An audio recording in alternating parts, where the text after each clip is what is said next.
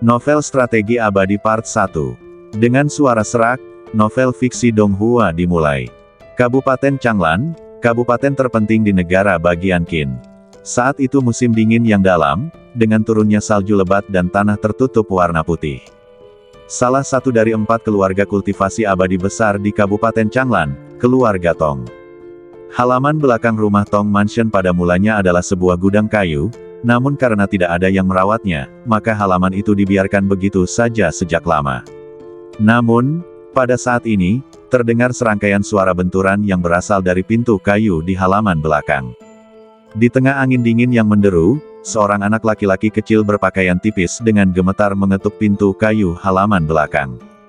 Saat itu, musim dingin sudah sangat dingin dan malam tahun baru sudah dekat. Suara tawa pun masih terdengar dari halaman. Deng, deng, deng. Setelah menunggu cukup lama tanpa ada jawaban, anak kecil itu mengangkat tangannya dan menarik pengetuk pintu, mengetuknya pelan beberapa kali. Panggilan, mungkin karena cuaca yang terlalu dingin. Setelah mengetuk pintu, ia langsung menutupkan kedua tangannya ke mulut dan meniupnya, mencoba menghangatkannya.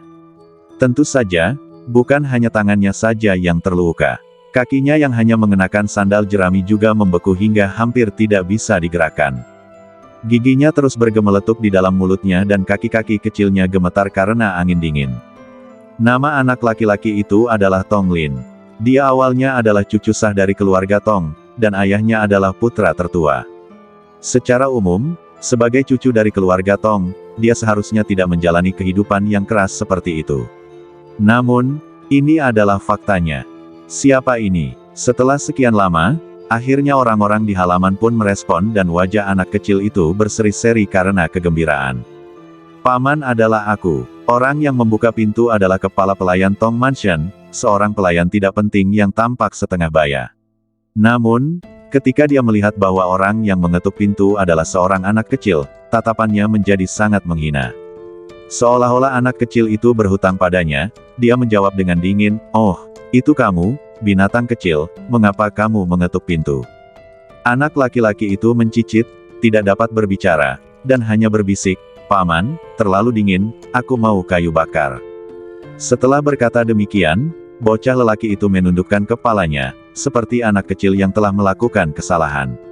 Ia tidak berani menatap mata kepala pelayan itu, kalau tidak ada alasan lain, ia takut mengganggunya dan dipukuli karena masalah sekecil itu. Seperti yang diharapkan, kepala pelayan itu terdiam setelah mendengar ini, tatapannya menjadi tajam, dan dia berteriak dingin, "Hehe, kamu kedinginan. Apa hubungannya denganku? Kamu datang kepadaku untuk masalah sepele seperti itu, aku pikir kamu meminta pertengkaran." Setelah berkata demikian, kepala pelayan itu melihat ke sekeliling, mencoba mencari tongkat untuk memberi pelajaran kepada anak itu. Namun, setelah melihat ke sekeliling, ia tidak menemukan apapun dan menyerah. Ini bukan karena dia berubah pikiran, tetapi karena dia terlalu malas melakukannya. Lagi pula, mengalahkan seseorang butuh usaha. Akhirnya, dia melotot tajam ke arah Tong Lin dan membanting pintu hingga tertutup dengan keras. Mungkin suara pintu ditutup terlalu keras, sehingga membuat khawatir anggota keluarga yang tengah berlatih di halaman dalam. Anggota keluarga ini sedikit penasaran dan berjalan mendekat. Kepala pelayan itu melihat pemuda di depan kerumunan, matanya terbelalak, ekspresi menyanjung langsung muncul di wajahnya, dan dia tersenyum dan berkata, "Hai, Tuan muda kedua, mengapa Anda ada di sini?" Pemuda yang memimpin bernama Tong Suo. Ayahnya adalah putra kedua dalam keluarga Tong. Putra tertua saat ini adalah salah satu penguasa sejati keluarga Tong. Pemuda Tong Suo melirik pengurus rumah tangga dan berkata perlahan, "Budak guguk, apa yang sedang kamu lakukan?" Pengurus rumah itu tersenyum dan berkata, "Tuan, tadi ada seekor guguk yang mengetuk pintu, tapi saya sudah mengusirnya sekarang." Orang-orang di samping sedikit bingung ketika mendengar ini. Seekor guguk mengetuk pintu. Apakah guguk masih akan mengetuk pintu? Tidak, guguk ini telah menjadi roh. Jika demikian, maka sebagai biksu, adalah tanggung jawab mereka untuk melenyapkan setan dan mempertahankan jalan. Kebetulan saja mereka sudah lama berlatih dan ingin menguji hasil latihan mereka. Dengan ide ini, para pemuda itu tak kuasa menahan kegembiraan. "Buka pintunya, aku harus berurusan dengan kutu kupret kecil ini." Mendengar ini, pengurus rumah tangga itu menyanjung, Oh, ini tidak akan berhasil. Tuan, Anda adalah seekor naga, dan Anda pasti akan menjadi salah satu yang abadi di masa depan. Bagaimana Anda bisa membiarkan seekor binatang kecil mengotori tangan Anda? Selain itu, angin di luar sangat dingin dan menggigit, saya pikir kita tidak boleh melakukan ini. Guguk kecil, kenapa kau bicara omong kosong begitu? Setelah berkata demikian, Tong Suo menendang kepala pelayan itu dan menjatuhkannya ke tanah. Kepala pelayan itu orang biasa saja. Ia tidak punya daya untuk melawan para biksu muda yang sudah dalam tahap pemurnian badan meskipun mereka belum terlalu tua. Kepala pelayan itu tertendang dan tidak berani berkata apa-apa lagi. Dia berdiri tergesa-gesa dan membuka pintu. Anak laki-laki yang berdiri di luar pintu mengira pengurus rumah tangga telah berubah pikiran dan membawakannya kayu bakar. Setelah beberapa langkah, ia berbalik dan berjalan kembali. Namun, begitu dia membuka pintu, yang datang kepadanya bukanlah kayu bakar yang disiapkan oleh kepala pelayan, melainkan beberapa pemuda bersenjata pedang. Ketika para remaja yang menghunus pedang melihat bahwa itu adalah seorang anak kecil, mereka tidak dapat menahan rasa sedikit marah. Bukankah katanya itu monster guguk? Di mana monster guguk itu? Apakah dia kabur? Tepat ketika beberapa pemuda di sekitarnya kebingungan, Tong Suo yang berada di depan, merasakan hawa dingin di hatinya ketika dia melihat Tong Lin yang pucat di depannya, dan tatapannya langsung menjadi dingin. Sepertinya tidak ada monster guguk di sini, kalian kembali dulu. Saat suara samar Tong Suo keluar, beberapa pemuda di sampingnya menunjukkan ekspresi kecewa, lalu salah satu dari mereka berbicara. Bos, bagaimana denganmu? Aku akan kembali sebentar lagi, kalian pergi dulu. Tong Suo menyuruh remaja lainnya pergi dengan beberapa patah kata. Lalu, dia langsung mendatangi Tong Lin. Tong Lin menatap lelaki asing di depannya dan bertanya dengan ragu, "Kakak, apakah kamu akan membawakanku kayu bakar? Apakah Anda ingin kayu bakar?" Tong Lin mengangguk kaku setelah mendengar ini, lalu berkata, "Aku menginginkannya, saudaraku, bisakah kamu memberikannya kepadaku? Di sini terlalu dingin. Jangan khawatir, kakak pasti akan memberikannya padamu." Sebelum dia selesai berbicara, Tong Suo memanfaatkan ketidaksiapan Tong Lin dan menendangnya. Ditendang oleh kekuatan tiba-tiba ini, Tong Lin terlempar mundur puluhan meter dan jatuh dengan keras ke tanah. Pada saat itu, rasa dingin di sekujur badannya telah hilang, digantikan oleh rasa sakit yang menusuk. Sakitnya begitu parah sampai-sampai saya kehilangan suara dan tidak dapat mengucapkan sepatah kata pun. Tong Suo, yang menyebabkan semua ini, menatapnya dengan dingin dan memarahinya perlahan, "Dasar binatang kecil, kau sudah berakhir seperti ini, kau seharusnya menyalahkan orang tuamu. Jika mereka tidak bersikeras untuk melakukan apa yang mereka mau, kau tidak akan mengalami bencana ini." Kemudian, Tong Suo merasa itu tidak cukup, jadi dia mengangkat Tong Lin seperti seekor ayam dan membawanya ke sumur bertekanan air di halaman belakang. Dia kemudian menekan kepala Tong Lin ke sumur, membantingnya dengan keras sambil mengutuk Tong Lin, binatang kecil. Ada luka besar di kepala Tong Lin dan banyak darah mengalir keluar. Namun Tong Suo jelas tidak berhenti di situ. Sebaliknya, ia buang air besar dan buang air kecil di salju, mengambil bola salju dan memasukkannya ke dalam luka Tong Lin. Melihat ekspresi Tong Lin yang kesakitan, Tong Suo meletakkan tangannya di pinggangnya dan tertawa, "Haha, guguk bodoh yang tidak bisa makan kotoran segar." Rasa sakit lukanya, gigitan salju, serta bau kotoran dan air seni, senantiasa menggelitik hati Tong Lin yang masih muda dan rapuh. Setelah melakukan semua ini, Tong Suo tampaknya telah puas dan melepaskan hatinya yang menyimpang. Setelah menyingkirkan Tong Lin yang sekarat, dia berbalik dan pergi. Dengan suara keras, suara pintu dibanting menutup terdengar. Tong Lin, yang sedang berbaring di atas salju, mengerang kesakitan. Napasnya menjadi cepat dan berat saat ini, dan setiap napasnya terasa sangat menyakitkan. Badannya sedikit gemetar dan gemetar tak terkendali. Jari-jarinya terkepal erat, kuku-kukunya menancap dalam di telapak tangannya, seakan-akan ia tengah berusaha menekan rasa sakit di hatinya. Suaranya serak dan lemah, seolah-olah itu adalah erangan menyakitkan yang datang dari lubuk hatinya. Tetapi meskipun begitu, mata anak laki-laki itu tidak kehilangan kecemerlangannya, malah menjadi lebih tegas. Saat malam tiba, bulan keperakan menggantung tinggi di langit dan salju tebal turun. Angin dingin yang menggigit, bagai ombak, terus bertiup di pipi lembut anak lelaki itu. Tong Lin yang tergeletak di tanah sudah kehilangan kesadaran. Ia tampaknya sudah menyerah untuk melawan, tetapi juga tampaknya tidak punya cara untuk melawan. Begitu saja, dengan sedikit air mata di sudut matanya, ia berbaring di sana dengan tenang, ditutupi oleh salju sedikit demi sedikit, dan akhirnya terkubur olehnya. Tampaknya dia tidak ingin mati dalam kehinaan seperti itu, tetapi tampaknya dia juga tidak mau menyerah dalam hatinya. Tong Lin yang terkubur di tengah salju tebal tampak membeku. Akan tetapi, getaran kecil yang dialami anak laki-laki itu begitu menggetarkan di halaman belakang yang tertutup salju dan sunyi senyap, hingga orang bisa mendengar suara jarum jatuh. Mungkin karena dewa pun tak sanggup melihatnya, atau mungkin sudah ditakdirkan oleh kekuatan tak dikenal. Saat pemuda itu diambang kematian, seberkas cahaya keemasan misterius datang dari langit berbintang di balik awan. Sinar cahaya itu memancarkan cahaya keemasan yang menyilaukan, menyinari badan Tong Lin. Dalam sekejap, seluruh badan Tong Lin terbungkus. Sinar keemasan yang terang itu begitu hangat dan menyengat sehingga bahkan salju tebal di langit berubah menjadi uap saat bersentuhan dengan sinar itu. Fenomena unik langit dan bumi ini nampaknya belum diketahui oleh siapapun, atau mungkin tidak dapat ditemukan sama sekali. Sinar cahaya keemasan bersinar pelan di badan Tong Lin, mencairkan salju yang menutupi badan Tong Lin sedikit demi sedikit.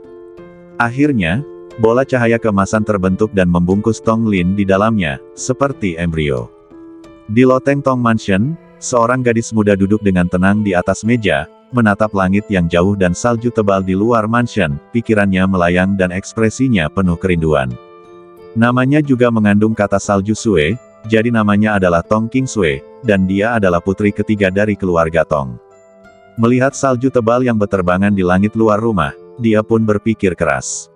Dia sepertinya tidak menyadari bahwa di halaman belakang yang bersalju, seberkas cahaya diam-diam jatuh dari langit dan akhirnya membentuk bola cahaya keemasan yang menyilaukan. Tetapi di mata gadis itu, dunia tampak gelap gulita, bagaikan pohon bir hitam, dengan hanya sedikit salju putih yang turun di atasnya, membentuk pemandangan bersalju yang sangat indah. Saat Tong Lin sepenuhnya terbungkus dalam cahaya keemasan, luka-luka di badannya terus-menerus diperbaiki. Bocah lelaki dalam bola cahaya keemasan itu terasa hangat seperti janin dalam rahim ibunya. Angin dingin yang menggigit, semangat yang lesu, dan perut yang lapar seakan-akan meninggalkannya saat ini. Ia merasakan kehangatan yang tak pernah ada sebelumnya, jiwanya pun terpuaskan saat itu, perutnya pun tak lagi lapar seperti sebelumnya, belum lagi angin dingin yang menggigit di luar sana. Entah berapa lama waktu telah berlalu sebelum cahaya keemasan itu memudar, dan Tong Lin terlahir kembali seperti kupu-kupu yang muncul dari kepompongnya. Akan tetapi, sebelum Tong Lin membuka matanya lagi, sesaat kemudian, Tong Lin merasakan ledakan rasa sakit yang hebat di benaknya. Suatu kenangan aneh yang bukan miliknya merasuki pikirannya. Aku, Tong Lin, membangun fondasi di usia 10 tahun. Pil terbentuk pada usia 15 tahun. 18 tahun, 21 tahun, berusia 24 tahun dan selaras dengan Tao. Sepanjang hidupku, aku telah menjelajahi benua langit yang mendalam, dan reputasiku begitu hebat sehingga semua pahlawan dan jagoan di dunia ketakutan saat mendengar namaku. Orang-orang di dunia seni bela diri memanggilku Immortal Tong. Dalam mengejar keabadian, yang abadi pun jatuh. Tapi, aku tidak menyesal. Sekarang, hanya sedikit kesempatan yang tersisa. Semoga orang yang ditakdirkan dapat memperolehnya. Saya juga ingin mengatakan, siapakah orang abadi yang paling kuat di dunia? Saya satu-satunya yang bangga dengan langit. Saat cahaya keemasan di benaknya menghilang, ingatan Tong Lin berangsur-angsur menjadi lebih jelas. Ketegangan, kecemasan, dan ketakutan di hatiku terus-menerus diredakan pada saat ini, dan aku bernapas dengan berat. Akan tetapi, anak kecil itu sendiri tidak menyadari bahwa dirinya berada di lautan kekuatan dewa yang telah diubahnya. Ada sebuah pedang emas kecil tergantung di udara, tergeletak di sana dengan tenang, meledak dengan suara gemuruh dari waktu ke waktu, menyebabkan semburan riak emas, yang perlahan berubah menjadi tetesan air emas. Tepat saat bocah lelaki itu perlahan mencerna kenangan yang tiba-tiba muncul dalam benaknya. Tiba-tiba, Tong Lin merasakan sakit luar biasa di perut bagian bawahnya, seolah-olah ditusuk pisau. Seketika, rasa sakit yang hebat menyebar ke seluruh badannya dan mata Tong Lin berubah menjadi merah padam. Istana Niwan yang sebelumnya tidak pernah dibuka, kini memiliki beberapa retakan. Namun, pada saat kritis ini, dalam benak Tong Lin, cahaya keemasan misterius perlahan-lahan menciptakan riak-riak, seperti riak-riak lonceng, perlahan-lahan menenangkan hati Tong Lin yang cemas dan gelisah. Di bawah pengaruh kekuatan lembut ini, warna merah tua di mata Tong Lin perlahan memudar dan berubah menjadi pupil hitam bening. Akhirnya, di bawah erosi kekuatan ganda ini, Tong Lin tertidur. Salju tebal turun di seluruh langit, dan butiran salju keemasan dan perak yang diam perlahan menenggelamkan badan Tong Lin lagi. Namun, kali ini jelas sangat berbeda dari sebelumnya. Saat ini, Tong Lin telah pulih dari semua ciederanya sebelumnya. 12 meridian di seluruh badan mengalami transformasi yang tak tertandingi, akhirnya berubah menjadi aliran, menghubungkan Filtrum dengan energi bumi. Bahkan napasnya tampak sinkron dengan langit dan bumi, dengan misteri tak terbatas yang tidak dapat dijelaskan. Mungkin bahkan dia sendiri tidak menyadari perubahan ini. Dia hanya berbaring diam di salju, tetapi istana Niwannya, yang telah dibuka secara paksa, telah hancur oleh erosi kabut merah darah. Kalau tidak segera ditangani, dikhawatirkan dia akan menjadi cacat. Namun, pada saat yang berbahaya ini, badan Tong Lin tampaknya telah menerima semacam peringatan. Semua meridian di badan yang mengarah langsung ke istana Niwan langsung menjadi seperti pipa. Membawa energi emas yang tak dapat dijelaskan, ia terus mengalir ke istana Niwan, perlahan-lahan memperbaiki istana Niwan yang rusak. Pada malam hari, di bawah cahaya bulan yang redup, salju berkibar seperti kupu-kupu giok. Segala sesuatu di halaman terkubur, dan pemuda di dalamnya tertidur tanpa disadari pada saat itu. Pada saat ini, Tong Lin mungkin tidak tahu perubahan unik apa yang terjadi di badannya. Dan perubahan unik ini mungkin akan menambah banyak kejayaan dalam perjalanannya untuk menjadi pria kuat dalam waktu dekat. Tentu saja, dia tidak akan tahu rahasia apa yang tersembunyi di dalam pedang emas yang diam-diam mengambang dalam pikirannya. Aku tidak tahu berapa lama waktu yang dibutuhkan, tapi aku melihat hamparan putih yang luas antara langit dan bumi. Ketika anak lelaki itu membuka matanya lagi, tiba-tiba ia mendapati dirinya berada di sebuah ruangan asing. Kamarnya tidak besar, tetapi sangat nyaman.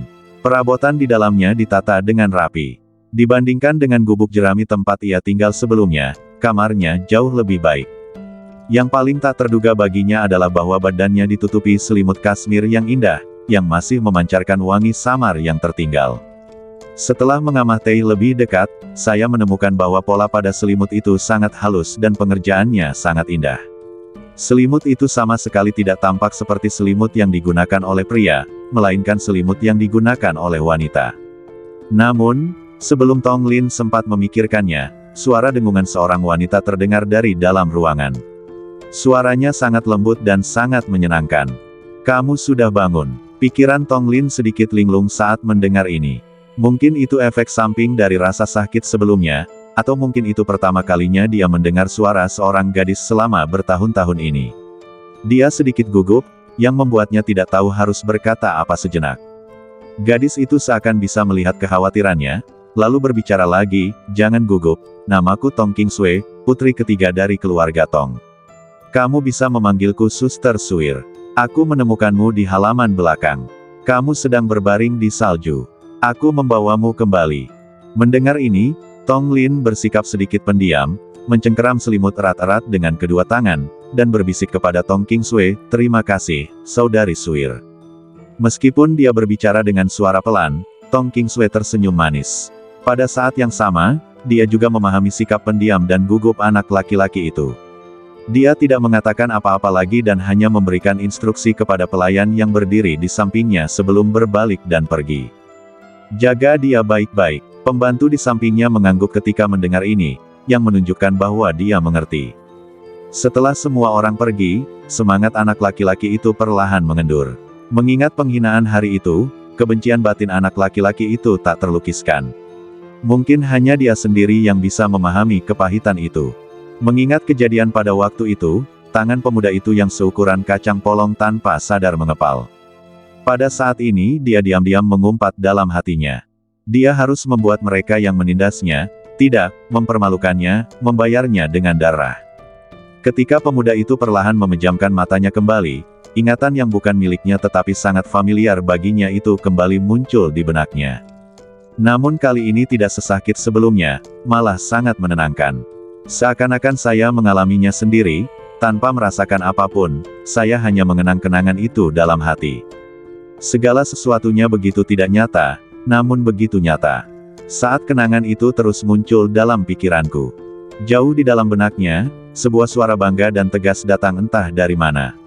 Namaku Tong Lin, aku sudah berbakat sejak kecil. Saat berusia 10 tahun, aku secara tidak sengaja memperoleh teknik pemurnian badan tertinggi yang disebut rahasia purba yang agung.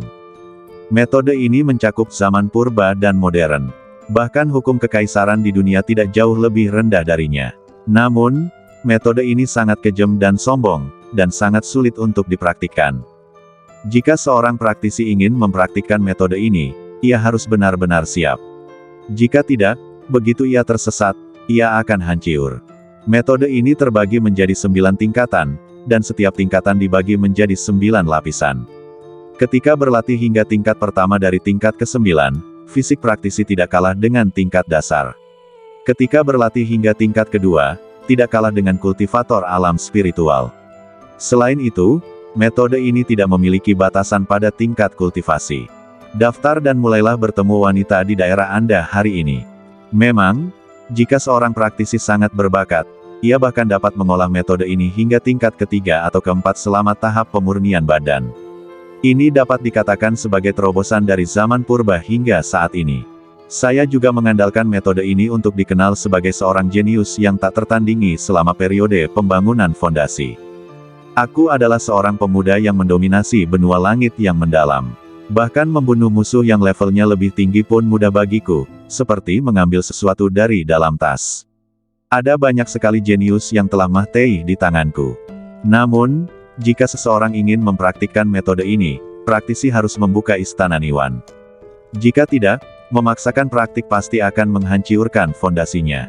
Lagi pula, proses mempraktikkan metode ini sangat menyakitkan. Praktisi akan merasakan digigit oleh ribuan serangga. Jika istana Niwan tidak dibuka saat ini, dan tidak ada kekuatan spiritual untuk melindungi badan, praktisi tidak akan mampu menahan rasa sakit dan akan mati. Mengingat hal ini, Tong Lin berhenti sejenak, dengan hati-hati mengingat seni bela diri yang diingatnya sebelumnya, ingin menjadikannya miliknya. Namun, setelah mencari beberapa saat, mereka kembali dengan tangan hampa. Tak berdaya, ia harus memusatkan pikirannya lagi dan merasakan kembali warisan memori yang telah diganggunya. Jauh di dalam ingatan, mengenai kultivasi tahap pemurnian Qi, aku juga memiliki wawasan unikku sendiri, yang ribuan kali lebih baik daripada orang-orang bodoh yang hanya tahu cara mengikuti langkah-langkah untuk berkultivasi selama masa transisi. Seperti kata pepatah, dalam jalur kultivasi, latihan fisik adalah yang utama. Semuanya berawal dari badan kita sendiri. Badan manusia adalah hal yang paling misterius di dunia. Yang disebut pemurnian Qi tidak lain hanyalah menarik Qi ke dalam badan, menyuntikkan energi spiritual ke dalam badan, dan membuka istana Niwan. Jika hanya itu saja, badan manusia tidak akan mampu mengerahkan kekuatan maksimalnya, dan hanya akan menambah beban yang tidak perlu bagi badan. Meskipun akan ada transformasi dari dalam keluar selama tahap Jindan, itu hanya berlangsung sampai tahap Jindan. Sebelum itu, ada banyak jenius yang meninggal muda. Contohnya, Qin Hao, putra kaisar, yang meninggal di tanganku, memiliki akar spiritual spasial tingkat 9 yang unik di dunia. Ia juga membangkitkan badan suci Myriad Worlds, yang menduduki peringkat kedua dalam daftar purba. Namun, ia terlalu bersemangat untuk maju di tahap awal, dan fondasinya tidak stabil. Aku mengubahnya menjadi debu di alam semesta dan ia tertiup angin. Jadi saya percaya bahwa meletakkan fondasi yang kokoh adalah dasar dari semua kultivasi. Orang yang berlatih kultivasi Qi juga harus berlatih kultivasi fisik, secara bertahap memperkuat badan mereka. Dan akhirnya, dari luar ke dalam, ketika semuanya berjalan alami dan Qi masuk ke dalam badan, barulah seseorang dapat benar-benar menjadi seorang kultivator. Pemurnian badan juga bisa disebut penempaan badan, yang juga dibagi menjadi 9 tingkatan.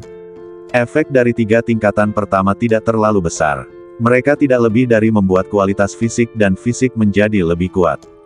Manfaat latihan ini baru akan terlihat secara bertahap ketika badan ditempa hingga tingkat keempat dari penempaan urat. Pada tingkat ini, kulit manusia akan menjadi seperti kayu dan batu, dan kekuatan serta kecepatan akan meningkat pesat. Selain itu, setelah menarik ki ke dalam badan, ketika berlatih teknik purba ini, seseorang dapat mencapai batas kekuatan manusia dan menjadi sekuat batu. Dapat dikatakan bahwa aku tak terkalahkan di antara mereka yang setingkat, dan aku lebih unggul dari mereka yang setingkat. Adapun cara memperkuat badan, caranya juga sangat mudah. Anda bisa memperkuat badan dengan mengangkat batu, berlari, dan berlatih bela diri manusia. Saat ingatannya memudar, Tong Lin perlahan membuka matanya. Pada saat itulah sinar matahari yang hangat bersinar melalui kain kasar ruangan dan mengenai pipi anak laki-laki itu. Merasakan hangatnya matahari musim dingin, anak laki-laki itu perlahan berdiri, menyingkap selimut dan berjalan keluar. Ketika saya tiba di pelataran yang dilapisi batu biru, saya kebetulan melihat dua batu besar di sudut pelataran, jadi saya berjalan menghampirinya tanpa menoleh ke belakang. Dia mencoba mengangkat batu besar itu, tetapi karena dia terlalu kurus, dia tidak dapat mengangkatnya meskipun sudah berusaha sekuat tenaga. Dia sangat lelah hingga kehabisan napas. Namun, anak laki-laki itu tampaknya tidak mau menyerah. Ia mengingat kembali uraian itu dalam ingatannya dan menjadi lebih tekun setelah mencoba lagi dan lagi. Akhirnya, dengan usahanya yang tak henti-hentinya, sebuah batu besar akhirnya terlepas dan perlahan terangkat dari tanah, namun tak lama kemudian jatuh lagi hanya beberapa saat kemudian. Meskipun demikian, tidak tampak kesedihan di wajah anak laki-laki itu, sebaliknya dia tampak gembira. Di kejauhan, gadis muda yang sedari tadi menonton di sisi ini tersenyum canggung, mengira bahwa anak laki-laki pekerja keras ini konyol dan imut. Tepat saat gadis itu tengah tertawa terbahak-bahak, seorang lelaki setengah baya yang anggun dan berwibawa diam-diam berjalan mendekati gadis itu dari belakang. Saat gadis itu lengah, lelaki itu menamparkan keras bagian belakang kepalanya dengan telapak tangannya yang hangat seperti batu giok. Gadis itu menjerit kesakitan, berbalik dan berkata, "Siapa yang menyerangku?" Namun, ketika dia melihat siapa orang itu, dia menutup mulutnya karena kecewa. Orang ini tidak lain adalah ayahnya sendiri, Tong Tianseng. "Mengapa kamu tidak berlatih dengan baik?" Saat sebuah suara yang kuat terdengar, mata gadis itu tiba-tiba menjadi mengelak, mencoba mengalihkan pembicaraan. Namun bagaimana mungkin tipuan kecilnya itu luput dari pandangan ayahnya. Meskipun ayahnya yang serius ini biasanya memanjakannya, ia sangat ketat padanya dalam hal praktik. Latihan sehari harus mencapai 6 jam, tetapi kenyataannya 7-8 jam. Hal itu pun membuat gadis yang biasanya lincah itu sedikit geram, dan ia akan menyelinap keluar dari waktu ke waktu ketika ayahnya tidak memperhatikan, dan beristirahat. Namun hari ini, dia jelas sudah siap dan menemukan alasan sebelumnya. Dia berkata kepada ayahnya, Ayah tidak bisa menyalahkanku. Aku telah menyelamatkan seseorang hari ini." Oh, Tong Tianseng pun menjadi tertarik setelah mendengar ini dan bertanya, "Kamu masih bisa menyelamatkan orang? Siapa yang kamu selamatkan?" Gadis itu menunjuk ke arah anak laki-laki yang berdiri di halaman dan mencoba mengangkat batu namun tidak berhasil, lalu berkata, "Ya, batu itu ada di sana." Tong Tianseng mengikuti pandangan putrinya, melihat ke sana, dan setelah mengamati sejenak, dia juga menjadi tertarik. Tong Tianseng yang datang dari belakang pemuda itu, menatapnya dengan saksama. Melihat pemuda itu masih bekerja keras mengangkat batu itu tanpa menyadarinya sama sekali, dia tidak dapat menahan diri untuk memujinya dalam hati. "Kamu memiliki pikiran yang tenang, kamu adalah kandidat yang hebat untuk berkultivasi." Gadis itu merasa sedikit tidak puas saat mendengar komentar ayahnya. Dia menggerutu dengan mulutnya yang seperti buah ceri, "Cek, aku menyelamatkannya." Selang beberapa saat, melihat anak laki-laki di sebelahnya tidak bereaksi, gadis itu pun buru-buru bahtuuk. Ketika pemuda itu mendengar suara bahtuuk, dia buru-buru berbalik. Melihat pria parubaya di depannya yang mengenakan jubah hitam, dia tidak bisa menahan rasa gugup. Ini bukan karena Tong Tian terlalu jelek, melainkan karena wajahnya bagaikan batu giok hangat, alisnya setajam pedang dan matanya setajam bintang, rambutnya setajam pisau, dan sepasang rongga mata yang dalam, yang seakan-akan mampu melihat menembus hati orang-orang, memberikan tekanan yang amat berat kepada orang-orang, menyebabkan Tong Lin tidak berani menatap langsung ke arahnya. Namun, ketika Tong Lin melihat gadis di sebelahnya, ekspresi gugupnya menjadi jauh lebih rileks. Melihat kegelisahan dan kecemasan anak laki-laki itu, Tong Tianseng langsung bertanya, "Siapa namamu?" Di mana kamu tinggal? Di mana keluargamu? Bagaimana Xiao Xue menyelamatkanmu? Rentetan pertanyaan itu membuat si bocah sedikit bingung, namun untunglah otaknya tidak rusak dan saat ini dia sudah banyak pulih. Dia segera menjawab, nama saya Tong Lin. Orang tua saya tidak mengenal saya. Saya tinggal bersama Paman Wang sejak saya masih sangat muda. Saya selalu tinggal di rumah beratap jerami di halaman belakang. Tong Lin. Tong Tiansheng tersenyum dan membelai jenggotnya, berkata, namamu cukup menarik. Namamu sama dengan keponakanku yang hilang.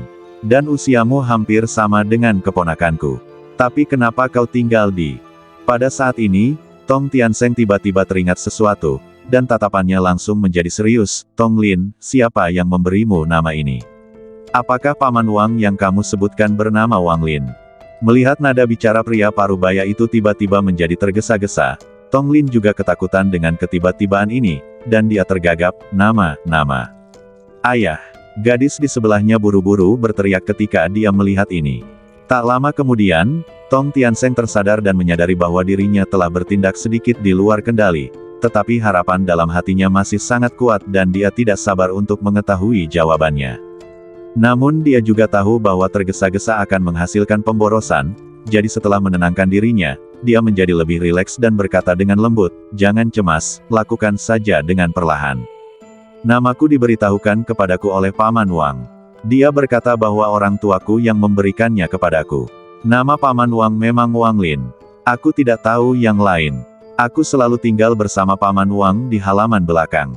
Baiklah, kalau begitu apakah kamu tahu di mana orang tuamu sekarang? Tong Tiansheng bertanya dengan cemas. Aku tidak tahu, Paman Wang tidak memberitahuku. Baiklah, bagus sekali. Mau tidak mau, ikut saja denganku. Setelah berkata demikian, Tong Tiansheng menggandeng tangan Tong Lin dan berjalan menuju suatu tempat di halaman. Melihat hal itu, gadis yang berdiri di dekatnya pun bergegas mengikutinya. Pada saat ini, Tong Tiansheng telah mengambil keputusan. Dia 90% yakin bahwa pemuda di depannya adalah keponakannya yang telah hilang selama bertahun-tahun. Sekalipun tidak, setidaknya ada harapan besar saat ini. Jika benar, itu akan menjelaskan mengapa keluarga Tong memblokir seluruh Kabupaten Changlan setelah tiba-tiba diserang oleh orang misterius, tetapi tetap tidak dapat menemukan keponakannya yang hilang. Tempat yang paling berbahaya seringkali merupakan tempat yang paling aman.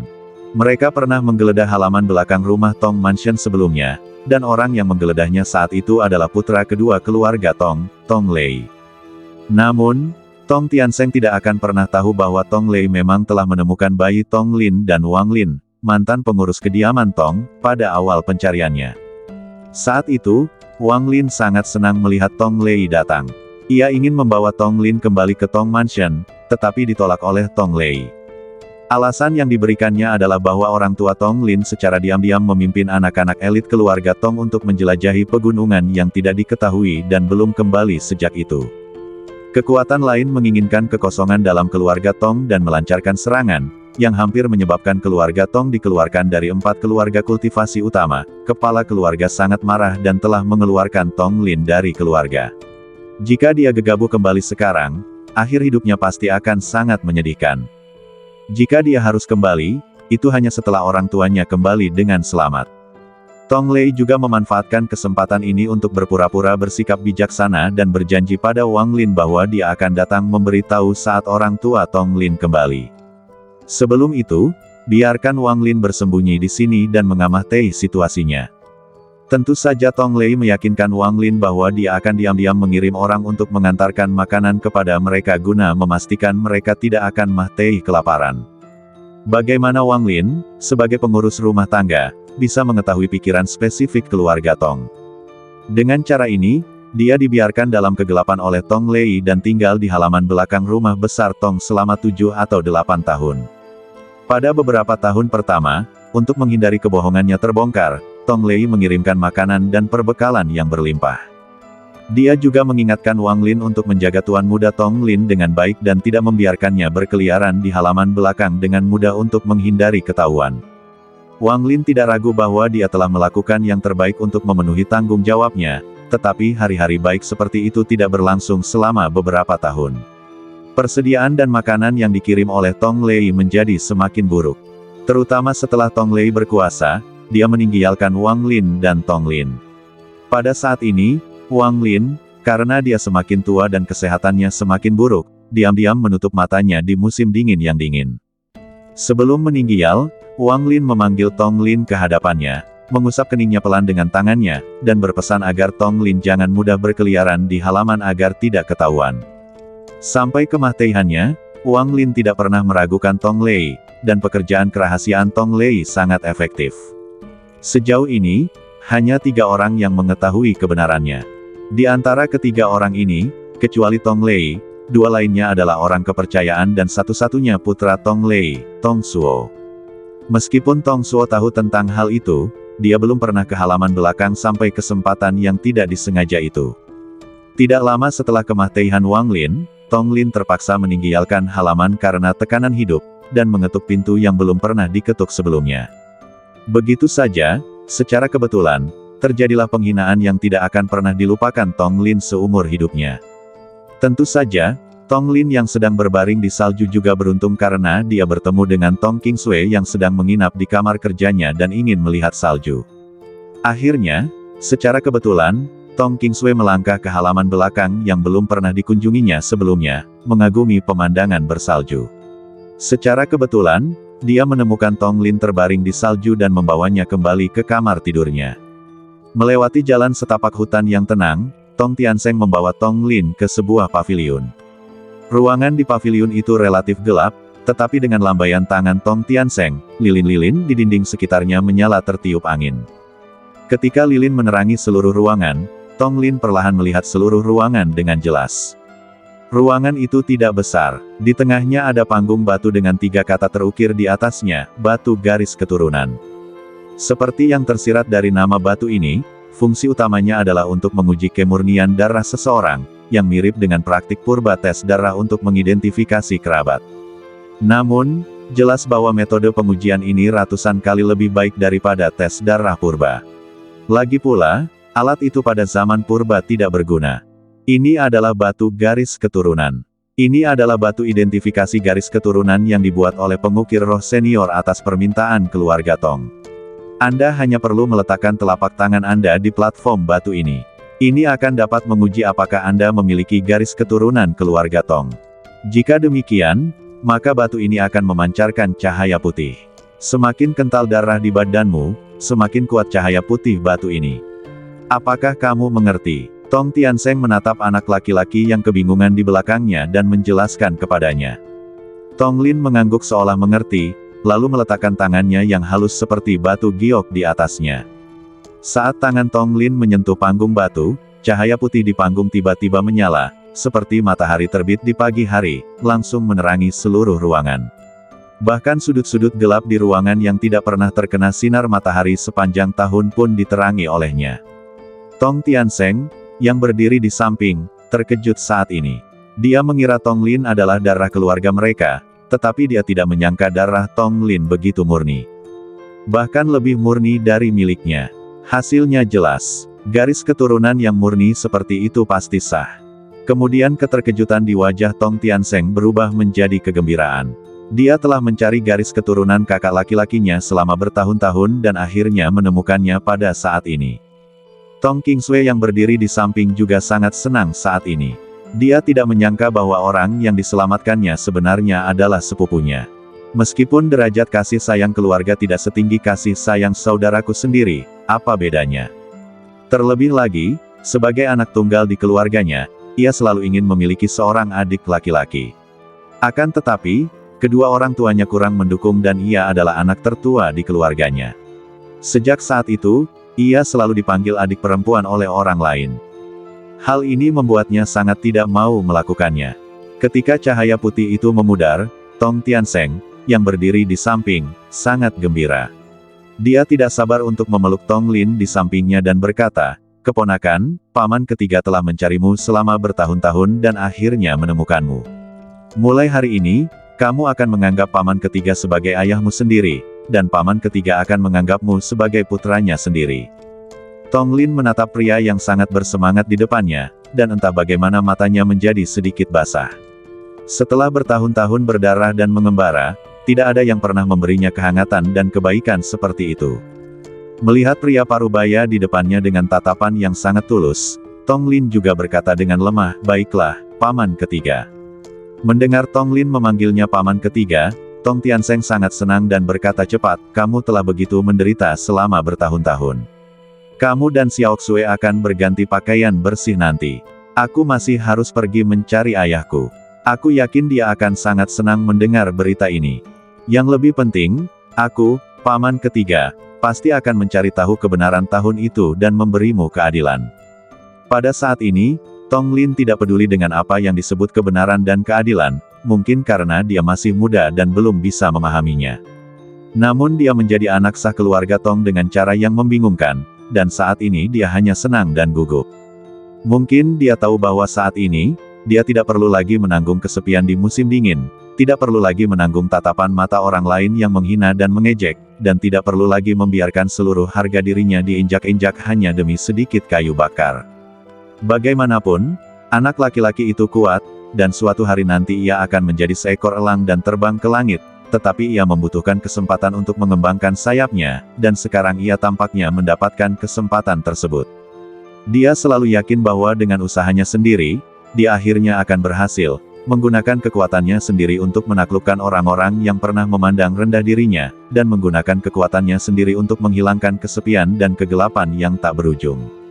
Benih-benih untuk menjadi lebih kuat mungkin telah tumbuh diam-diam sejak awal, tetapi benih itu tumbuh liar pada malam bersalju itu.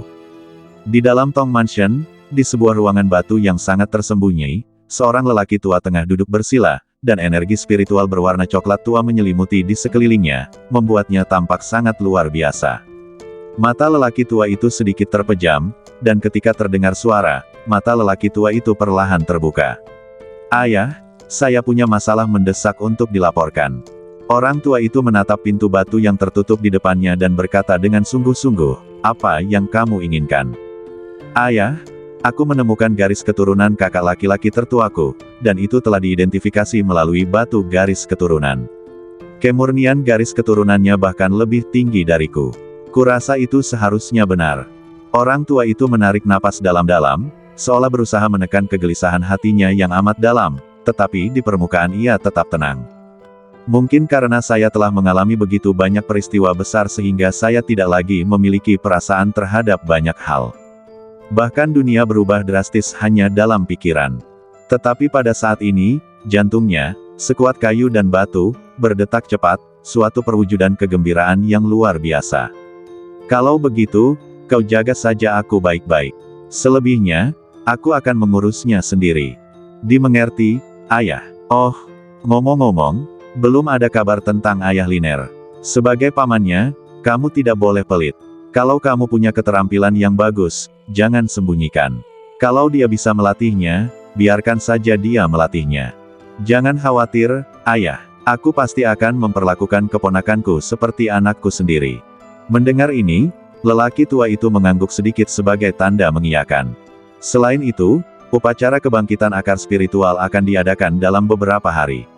Saya pikir dia belum berlatih sejak dia menjadi tunawisma selama beberapa tahun terakhir. Pergi ke paviliun tempat saya tinggal dan dapatkan Polygonum multiflorum berusia 1000 tahun. Buat sup obat untuknya. Ajari dia cara menarik ki ke dalam badannya sebelum upacara kebangkitan. Apakah kamu mengerti?" Tong Tiansheng berhenti di luar pintu saat mendengar ini. Ia tidak menyangka bahwa ayahnya yang biasanya pelit akan begitu murah hati kali ini. Ia buru-buru menundukkan tangannya dan mengucapkan terima kasih. "Saya mengerti, Ayah. Saya akan menjaga Xiao Linzi." Setelah mendengar ini, lelaki tua itu memejamkan matanya sedikit, dan kekuatan spiritual berwarna coklat tua mulai beredar lagi, berputar di sekujur badannya, seterang galaksi. Dan di dalam dantiannya, sebuah pil emas bundar mengalir cepat. Dan pada ramuan emas ini, tampak banyak sekali retakan, seolah-olah akan pecah di saat berikutnya. Di sebuah rumah yang tenang di Tong Mansion, Tong Lin telah berganti pakaian baru dari bahan katun yang indah. Pada ikat pinggangnya yang terbuat dari kawat emas, ia mengenakan pelat giok dengan ukiran karakter berbentuk persegi di atasnya. Karakter tersebut setajam pisau dan sangat mencolok. Ini adalah lencana pinggang unik dari keluarga Tong. Tidak semua orang bisa memakainya sesuka hati. Hanya keturunan bangsawan keluarga Tong yang dapat memilikinya dan itu juga merupakan simbol status. Waktu berlalu cepat, Tong Lin sedang menatap pohon belalang di luar jendela, dengan linglung, menikmati saat-saat yang damai dan indah ini. Namun, saat tangisan lembut terdengar, pikiran anak laki-laki itu teralihkan. Saat pintu rumah dibuka, seorang gadis muda masuk. Namun, kali ini gadis itu berbeda dari yang sebelumnya. Dia tidak datang dengan tangan kosong, tetapi membawa sebotol kecil wewangian. Saudaraku, mari kita cicipi. Ini adalah sup obat yang ayah saya dapatkan dengan susah payah. Saat Tong Lin mencium aroma sup obat yang harum, air liur di sudut mulutnya tanpa sadar bertambah. Dia sedikit meneteskan air liur, tetapi ekspresinya masih sangat terkendali. Ia bersumpah bahwa ia belum pernah mencicipi sup obat yang harum seperti itu seumur hidupnya. Tong Lin segera berdiri dan berjalan ke arah gadis itu, mengambil toples kecil itu dan menaruhnya di atas meja. Gadis itu juga mengeluarkan 2 mangkuk kecil dan sebuah sendok kayu yang cantik dari suatu tempat dan perlahan-lahan mengeluarkan sup obat dari toples kecil itu. Aromanya langsung memenuhi seluruh ruangan. Setelah menunggu beberapa saat, Tong Lin dan Tong Qingsui tidak sabar untuk mencicipinya. Sup obatnya lembut dan manis saat diminum. Sisa obatnya terasa sangat enak, sedikit manis dan asam.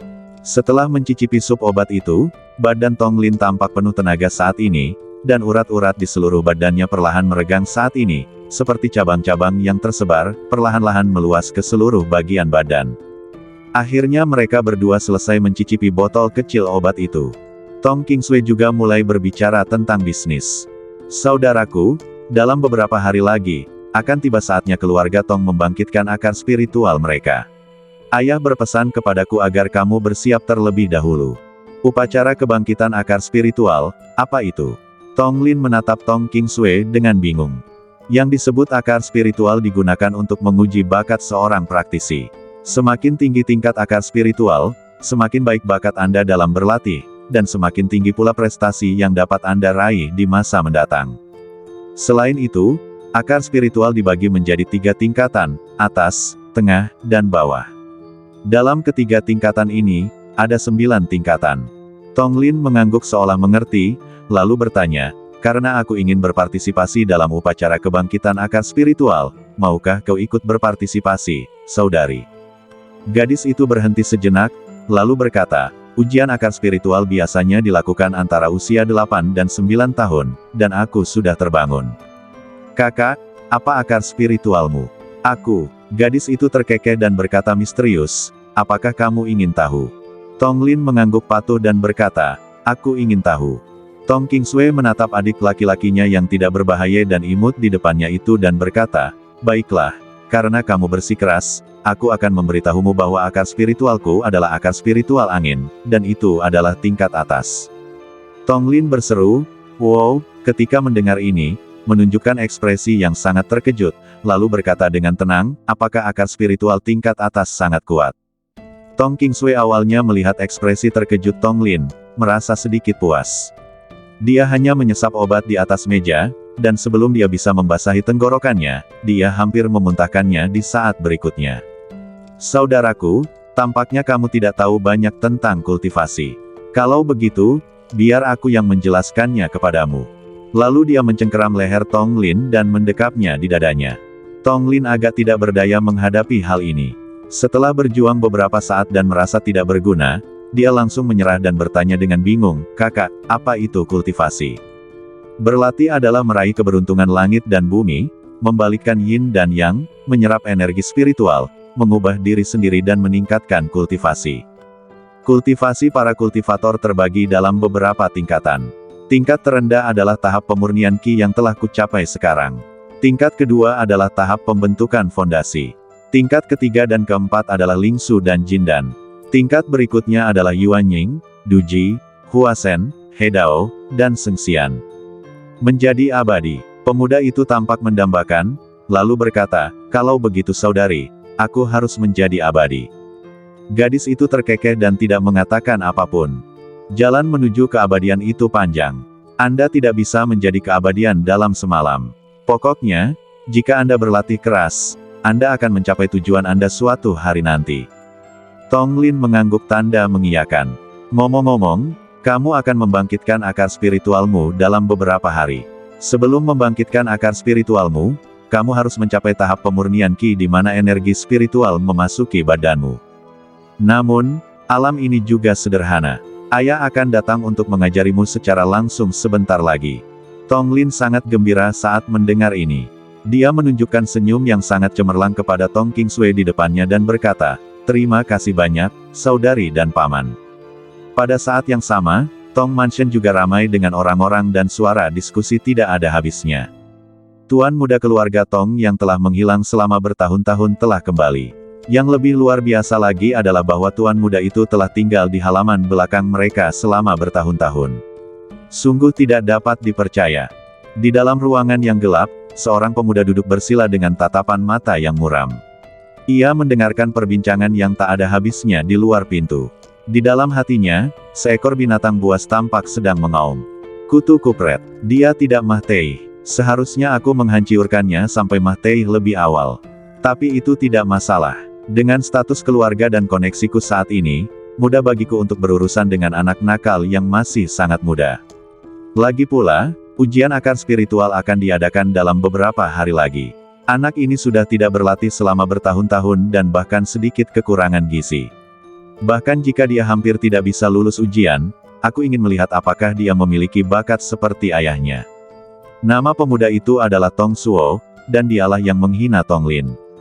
Di halaman yang luas, Tong Tiansheng berdiri tegak dan bangga, menatap pemuda yang duduk bersila di sampingnya dengan ekspresi serius. Badan manusia adalah hal yang paling misterius di dunia. Badan manusia adalah sumber penyerapan energi spiritual untuk kultivasi. Menyuntikkan Qi ke dalam badan adalah dasar dari kultivasi. Jika Anda bahkan tidak dapat menguasai hal-hal yang paling mendasar, maka keinginan untuk meningkatkan kultivasi Anda sendiri hanyalah sebuah lelucon. Hal terpenting dalam mengalirkan Qi ke dalam badan adalah bernapas secara merata dan serempak, lalu menyalurkan Qi ke dalam dantian. Memperbaiki energi spiritual yang tipis di udara dan menyalurkannya ke seluruh bagian badan melalui meridian, sehingga setiap tulang di badan dapat diserap dan diberi nutrisi. Tong Lin mendengarkan ajaran sungguh-sungguh dari pria parubaya itu, seolah-olah dia telah memasuki kondisi pikiran, dan setiap otot di badannya menjadi rileks. Bahkan nafasnya pun melambat, dan akhirnya menjadi seimbang seolah-olah dia telah menyatu dengan dunia.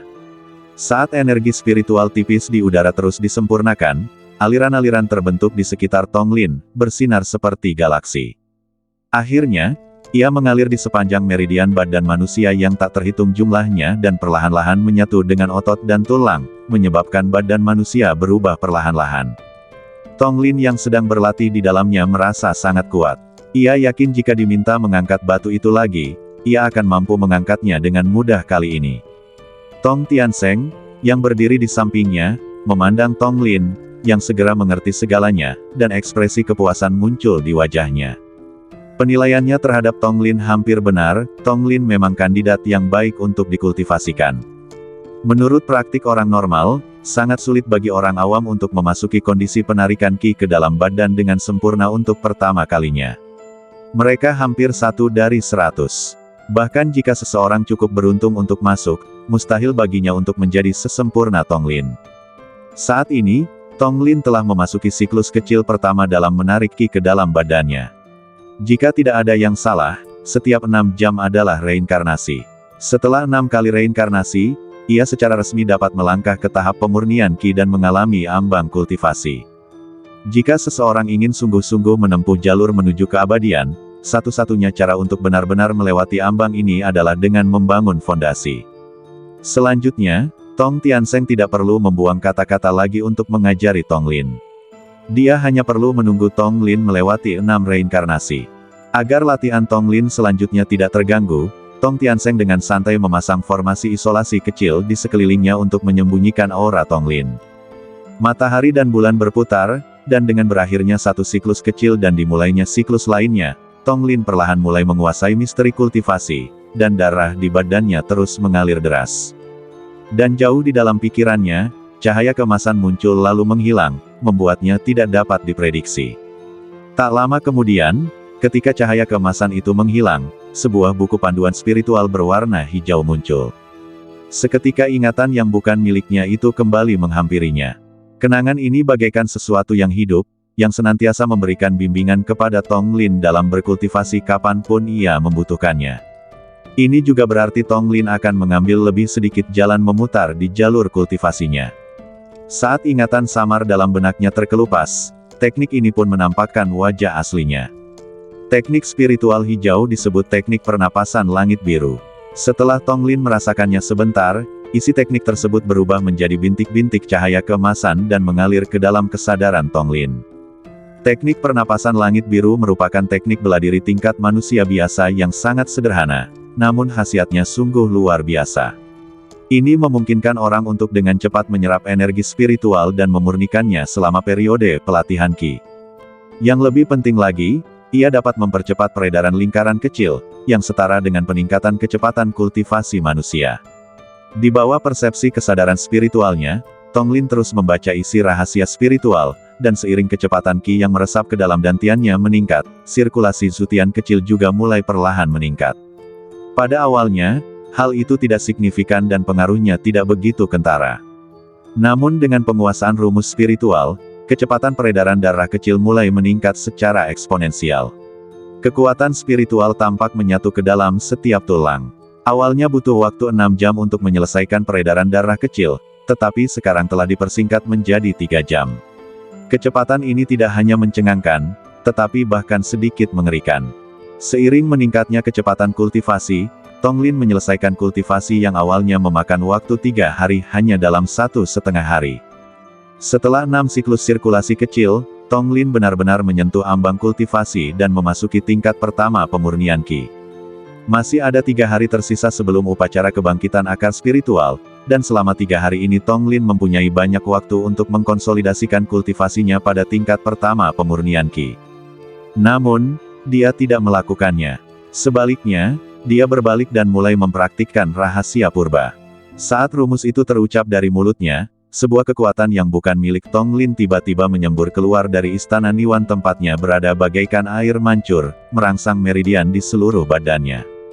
Di bawah rangsangan kekuatan ini, badan Tong Lin langsung merasa seolah-olah sedang dipukul oleh palu besi seberat 1000 pon, dan dia terus menderita rasa sakit yang tak terlupakan. Kalau saja dia belum memasuki tingkat pertama pemurnian Qi, dia mungkin tidak akan sanggup menanggung siksaan mengerikan ini. Tidak ada jalan pintas dalam praktik spiritual. Jika Anda ingin berhasil, Anda harus meletakkan fondasi yang kokoh selangkah demi selangkah. Seperti kata pepatah, jika fondasinya tidak kokoh, bumi akan berguncang. Tanpa fondasi yang kokoh bagaikan batu, bangunan setinggi apapun tidak akan mampu menahan terjangan angin maupun ombak sekecil apapun. Rasa sakit yang menusuk-menusuk ke seluruh badan anak laki-laki itu, tetapi dia tidak menyerah begitu saja. Sebaliknya, dia menggertakkan giginya dan bertahan. Waktu pun berlalu sedikit demi sedikit, hingga pada pagi hari ketiga, saat ayam jantan berkokok tanda fajar, pemuda itu akhirnya berhenti. Karena hari ini adalah upacara kebangkitan akar spiritual.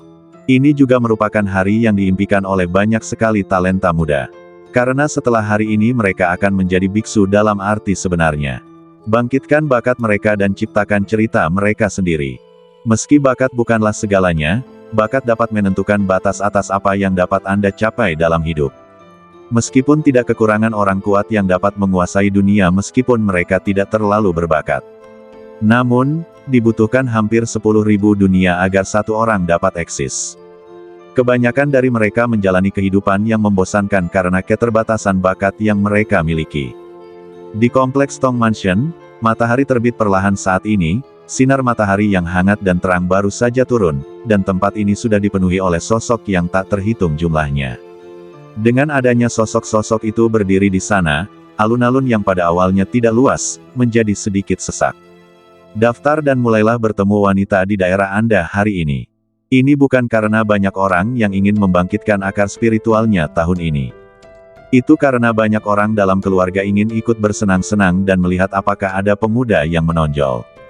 Hal ini tidak hanya terkait dengan status dan hubungan mereka di masa depan dalam keluarga, tetapi yang lebih penting, setiap upacara kebangkitan akan dihadiri oleh mereka yang benar-benar memegang kekuasaan dalam keluarga. Untuk dapat berhubungan dengan orang-orang ini, mereka bahkan akan cukup malu untuk sekadar mengenal mereka. Karena semakin banyak orang yang datang, Tong Lin mengikuti dari belakang Tong Tiansheng dan perlahan memasuki alun-alun. Dan tepat di depan alun-alun, Tong Qingsui juga telah tiba di sini lebih awal. Duduk di kursi yang hanya dapat diduduki oleh keturunan langsung keluarga.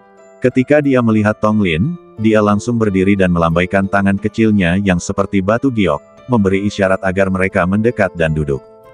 Tak lama kemudian, di tengah alun-alun itu, turunlah 3 sosok dari langit. Lelaki setengah baya yang memimpin jalan itu bernama Tong Lei, kepala keluarga Tong saat ini dan salah satu orang yang berkuasa saat ini. Sementara itu, orang-orang di sebelahnya merupakan putra keempat dan kelima dari keluarga Tong. Melihat semua orang telah tiba, Tong Lei berkata perlahan, "Semuanya, hari ini adalah upacara kebangkitan akar spiritual Tong Mansion. Saya harap semua peserta akan bekerja keras dan mengeluarkan bakat mereka sepenuhnya. Tentu saja, kami juga berharap akan muncul lebih banyak garis keturunan yang berbakat dan kuat, karena hanya dengan terus menyuntikkan darah segar, keluarga Tong kami dapat bertahan selamanya. Sebagai orang yang telah terbangun, kalian masing-masing akan menjadi tulang punggung keluarga dan bertanggung jawab atas keluarga. Masa depan dunia adalah milik kalian, anak muda." Saat suara Tong Lei yang kuat terus menyebar dari alun-alun, ada tanda-tanda kegembiraan di sekitar alun-alun. Banyak anak muda bersiap untuk bersinar di upacara kebangkitan akar spiritual. Tak lama kemudian, saat panggung batu di alun-alun itu berdiri, sebuah prasasti batu didirikan di atas panggung itu, dan upacara pengangkatan yang sangat dinantikan itu pun resmi dimulai saat itu. Di atas panggung batu, dengan teriakan seorang pria parubaya, upacara kebangkitan resmi dimulai. Saya yakin kalian semua mengerti aturan upacara kebangkitan, jadi saya tidak perlu menjelaskannya lebih lanjut. Adapun aturan kebangkitan, aku akan menjelaskannya kepadamu seperti biasa. Hal pertama yang ada di hadapanku adalah monumen ujian akar spiritual, yang juga bisa disebut monumen bakat. Ada 3 lingkaran pada prasasti itu, yang masing-masing mewakili tingkatan atas, tengah, dan bawah. Di atas lingkaran-lingkaran itu ada 9 garis horizontal, yang mewakili tingkatan. Kalau begitu, majulah satu persatu dan aku akan membacakan nama kalian. Saat upacara kebangkitan dimulai, para pemuda di alun-alun tampak sangat gembira, namun di tengah kegembiraan itu, mereka juga tak luput dari sedikit rasa gugup. Bagaimanapun, ini adalah keputusan akhir. Setelah bakat muncul, bakat itu tidak dapat diubah lagi. Kalau bakatnya lumayan, ya bagus. Tapi kalau bakatnya jelek, maka sepanjang hidup Anda akan diperlakukan seperti semut dan diinjak-injak orang lain. Bakat bagaikan sebuah merek, terukir dalam di badan Anda dan tidak dapat dihapus sepanjang hidup Anda. Dapat dikatakan bahwa setiap upacara kebangkitan akar spiritual dapat mencapai lompatan kelas. Jika seseorang memiliki bakat yang baik, seseorang dapat bergabung dengan kelas atas dan menjadi seorang jenius yang disegani semua orang. Adapun mereka yang bakatnya rendah, sekalipun mereka dari kalangan atas, mereka hanya bisa diturunkan ke kalangan bawah. Kelangsungan hidup bagi yang terkuat adalah hukum alam, terutama dalam sebuah keluarga. Jika Anda tidak memiliki kekuatan, suatu hari Anda akan digantikan oleh orang lain. Hanya dengan terus menjadi lebih kuat, Anda dapat memandang rendah dunia. Tong Yue, begitulah suara lelaki setengah baya itu terdengar. Di kaki alun-alun, seorang pemuda kekar berjalan perlahan dengan langkah berat. Dia berjalan ke arah lempengan batu itu dan saat dia meletakkan tangannya di atasnya, sebuah cahaya putih meledak dan lingkaran di bagian bawah lempengan batu itu langsung menyala. Lalu, batang-batang pada lingkaran itu perlahan menyala dan akhirnya berhenti pada batang ke-9. Pria parubaya di panggung batu menatap Tong Yue, dan berkata dengan sedikit persetujuan, "Lumayan, akar roh air tingkat 9 yang lebih rendah." Mengikuti contoh yang diberikan oleh pemenang pertama, para remaja berikutnya bahkan lebih bertekad. Satu demi satu, mereka berjalan menuju panggung batu dengan langkah tegas. Akar spiritual angin ke-8 kelas rendah. Akar spiritual api kelas 9 bawah. Akar spiritual air ke-8 tingkat rendah. Oh, akar roh guntur tingkat 1. Saat suara lelaki parubaya itu terdengar lagi dan lagi, ketiga lelaki parubaya di kursi VIP semuanya tersenyum. Salah satu dari mereka mengelus jenggotnya sambil tersenyum dan berkata, "Bibit-bibit tahun ini semuanya bagus." Mereka pada dasarnya berada di kelas 8 dan 9. Beberapa yang bagus bahkan bisa mencapai kelas menengah. Semoga dewa memberkati keluarga kami. Tong Lei yang duduk di tengah pun tersenyum puas dan mengutarakan ketegasannya saat mendengar hal tersebut. Faktanya, dia tidak peduli dengan bakat anak-anak tersebut yang bukan keturunan langsung keluarga. Terutama karena dalam beberapa tahun terakhir, bahkan mereka yang memiliki bakat luar biasa pun hanya memiliki kualitas menengah. Bahkan putri dari putra ketiga, yang dipuja sebagai seorang jenius, hanya berada pada peringkat pertama atas, dan masih sedikit lebih rendah daripada putranya sendiri, yang berada pada peringkat kedua atas. Hanya karena alasan inilah Tong Lei menunjukkan senyum puas di wajahnya. Daftar dan mulailah bertemu wanita di daerah Anda hari ini. Karena hanya dengan cara inilah, putranya niscaya akan menjadi penguasa Tong Mansion setelahnya di masa mendatang. Hanya dengan cara ini garis keturunan mereka dapat bertahan selamanya. Lagi pula, di dunia ini, yang kuat dihormati dan hanya yang kuat yang berhak berbicara. Hanya jika Anda kuat, orang lain tidak akan mempertanyakan atau menantang otoritas Anda. Selain itu, hanya mereka yang kuat yang dapat mengalokasikan sumber daya keluarga dan dengan demikian memonopoli sumber daya.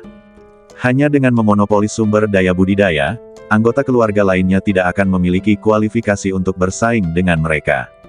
Saat upacara kebangkitan berlanjut, senyum puas muncul di wajah banyak anak muda. Hasil kebangkitan itu tentu saja baik. Ada yang gembira, ada pula yang sedih, dan ada pula pemuda yang benar-benar dipermalukan dan menjadi bahan tertawaan keluarga. Pembangun terakhir, Tong Lin. Saat kata-kata itu diucapkan, mata semua orang tertuju ke panggung batu, menunggunya naik ke panggung. Karena nama Tong Lin telah tersebar luas di keluarga selama beberapa hari terakhir. Bahkan dapat dikatakan telah menimbulkan kehebohan. Semua orang ingin melihat seperti apa bakat sang master muda yang telah lama hilang ini. Tentu saja, bukan hanya orang-orang di alun-alun itu saja, bahkan Tong Lei dan dua orang lainnya yang duduk di kursi VIP pun menatap ke arah panggung batu dengan tatapan tajam. Pada saat ini, Tong Lin, atas isyarat Tong Tiansheng, perlahan menaiki tangga. Namun, saat pemuda itu baru saja bergerak sedikit, sepasang mata ganas menatapnya bagai ular berbisa. Orang ini tidak lain adalah Tong Suo, yang telah menghina Tong Lin. Tong Suo memperhatikan setiap gerakan Tong Lin dengan tatapan muram dan dingin di matanya. Ia juga ingin melihat bakat macam apa yang dimiliki semut ini, yang kapan saja dapat ia hancurkan sampai mati. Kalau bakatnya tidak ada, maka dia akan memberitahu lagi apa itu kehinaan dan tidak akan menahan diri. Kalau saja dia punya bakat, dia akan membunuhnya tanpa ampun. Karena ia bukan orang bodoh yang memberi ruang bagi pesaingnya untuk berkembang. Bagi mereka yang mengancamnya, semboyan hidupnya hanya 4 kata, membasmi sampai ke akar-akarnya. Saat Tong Lin perlahan berjalan ke arah prasasti batu itu, dia langsung menurunkan tangannya tanpa ragu-ragu. Ada cahaya putih yang bersinar, dan untuk sesaat, semua orang tercengang. Itu bukan karena bakatnya, tetapi karena dia adalah orang pertama dalam sejarah dengan bakat yang sangat rendah. Akar roh air tingkat berikutnya. Pria parubaya di panggung batu menatap pemandangan di depannya dan menggelengkan kepalanya tanpa daya, matanya penuh penyesalan. Tentu saja dia tahu siapa orang di depannya, tetapi dia tidak berdaya. Dia hanya bisa menawarkan sedikit penghiburan atas hasil ini. Di kejauhan, Tong Suo yang sedari tadi mengawasi di sisi ini, melihat kejadian ini dan sekilas senyum mengejek muncul di sudut matanya. Sampah tetaplah sampah. Akan tetapi, tepat saat Tong Suo merasa bangga, tiba-tiba, prasasti batu di tangan Tong Lin menyala lagi. Cahaya putih tiba-tiba meledak dari langit.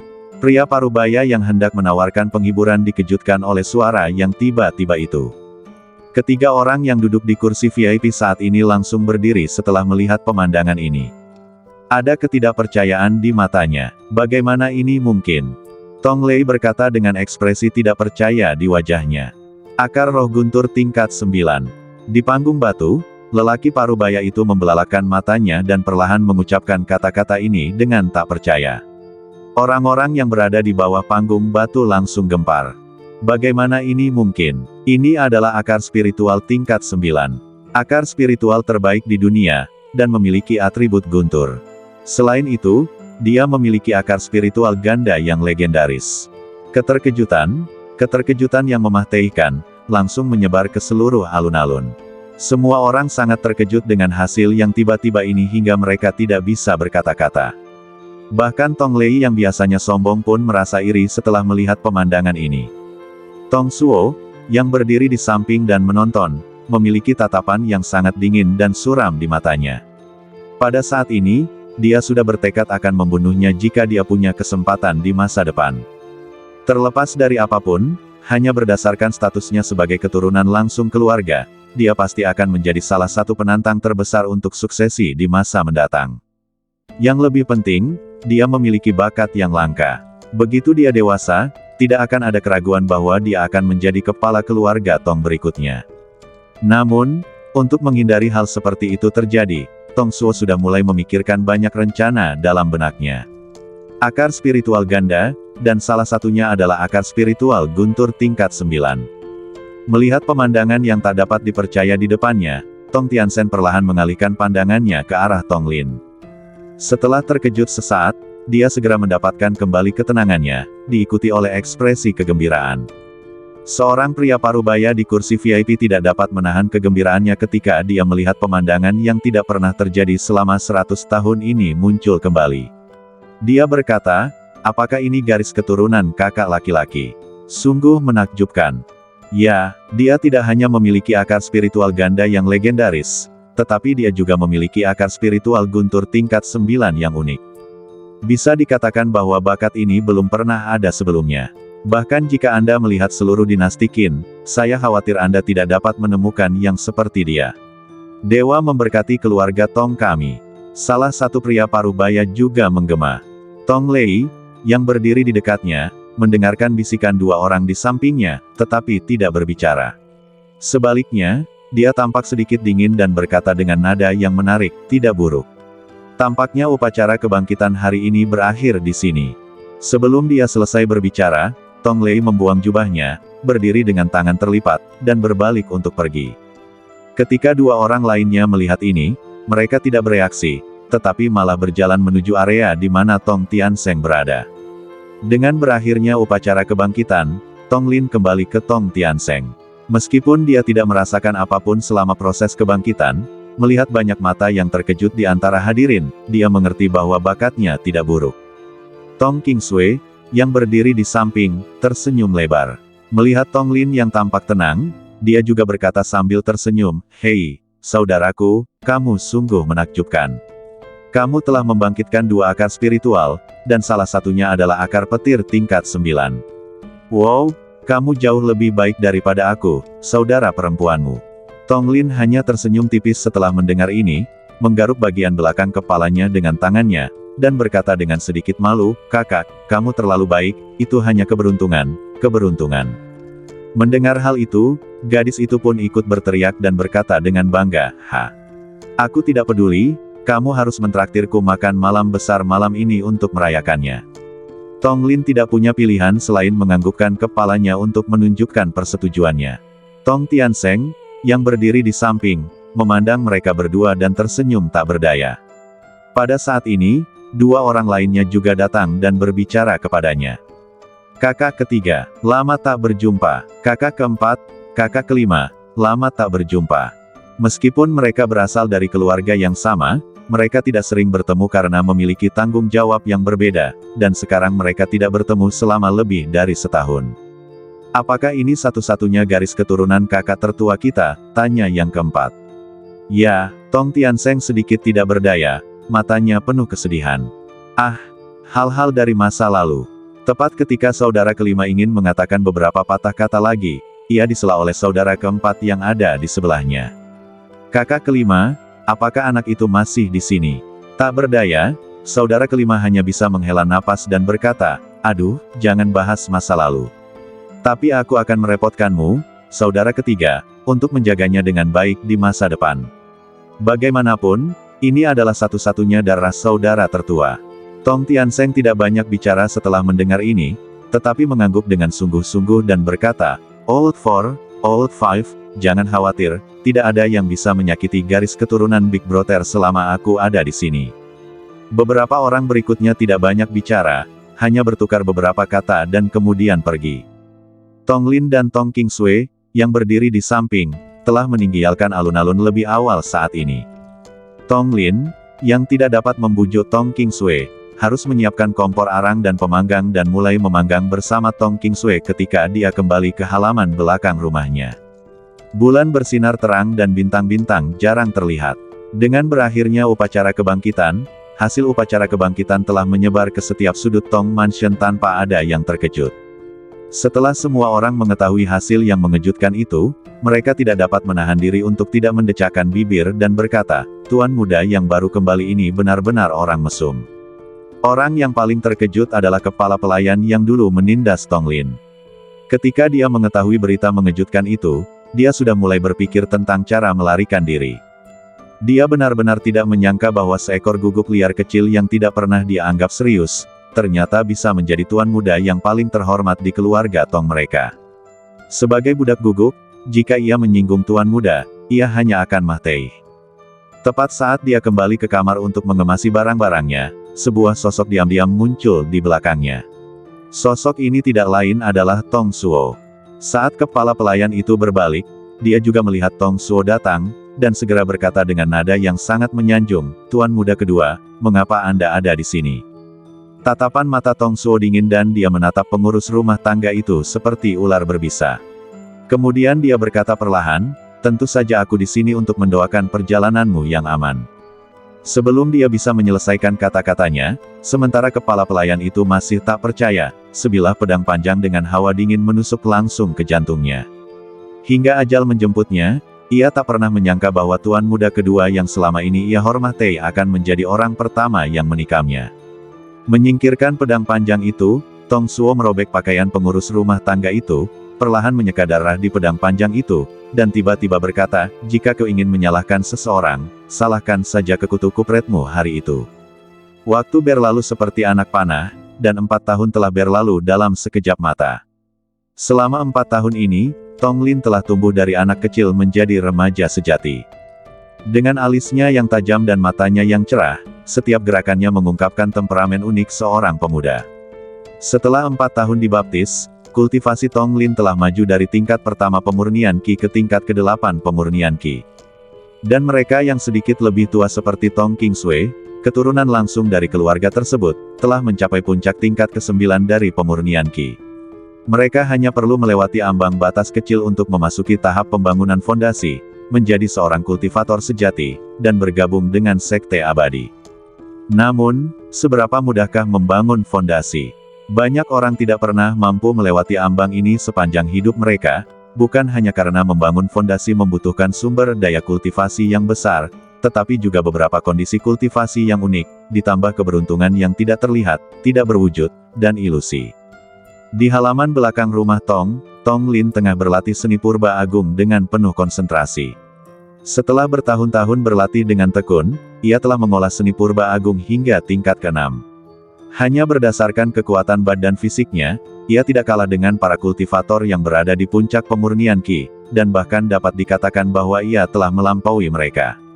Di halaman, terdengar suara lembut, pikiran Tong Lin pun teralihkan, dan di depannya berdiri seorang gadis anggun, yaitu Tong Qingsui.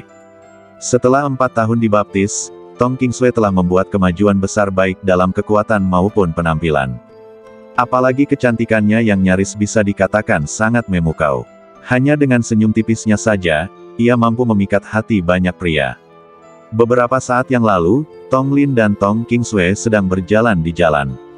Wang Qian, salah satu dari 4 keluarga besar yang berkultivasi, sedang mendengarkan musik di sebuah restoran. Ia dikelilingi oleh 2 gadis cantik, dan menjalani kehidupan yang sangat nyaman. Namun, ketika dia melihat Tong Qingsui membeli jepit rambut emas dari seorang pedagang di jalan, dia bahkan lebih terkejut dengan kecantikannya. Anggur di tangannya dan wanita di sampingnya langsung kehilangan daya tariknya. Terutama saat Tong Qingsui sedang berbincang dan tertawa dengan Tong Lin, kecantikannya yang tiada taraf dengan kedua tangannya menutupi wajahnya sambil tersenyum membuat Wang Qian, putra tertua keluarga Wang, jatuh cinta pada pandangan pertama. Tidak lama kemudian, keluarga Wang mengirim seseorang untuk menyampaikan hadiah pertunangan kepada keluarga Tong dengan cara yang angkuh. Sebagai kepala keluarga Tong Lei tentu saja sangat senang dan segera menyetujuinya.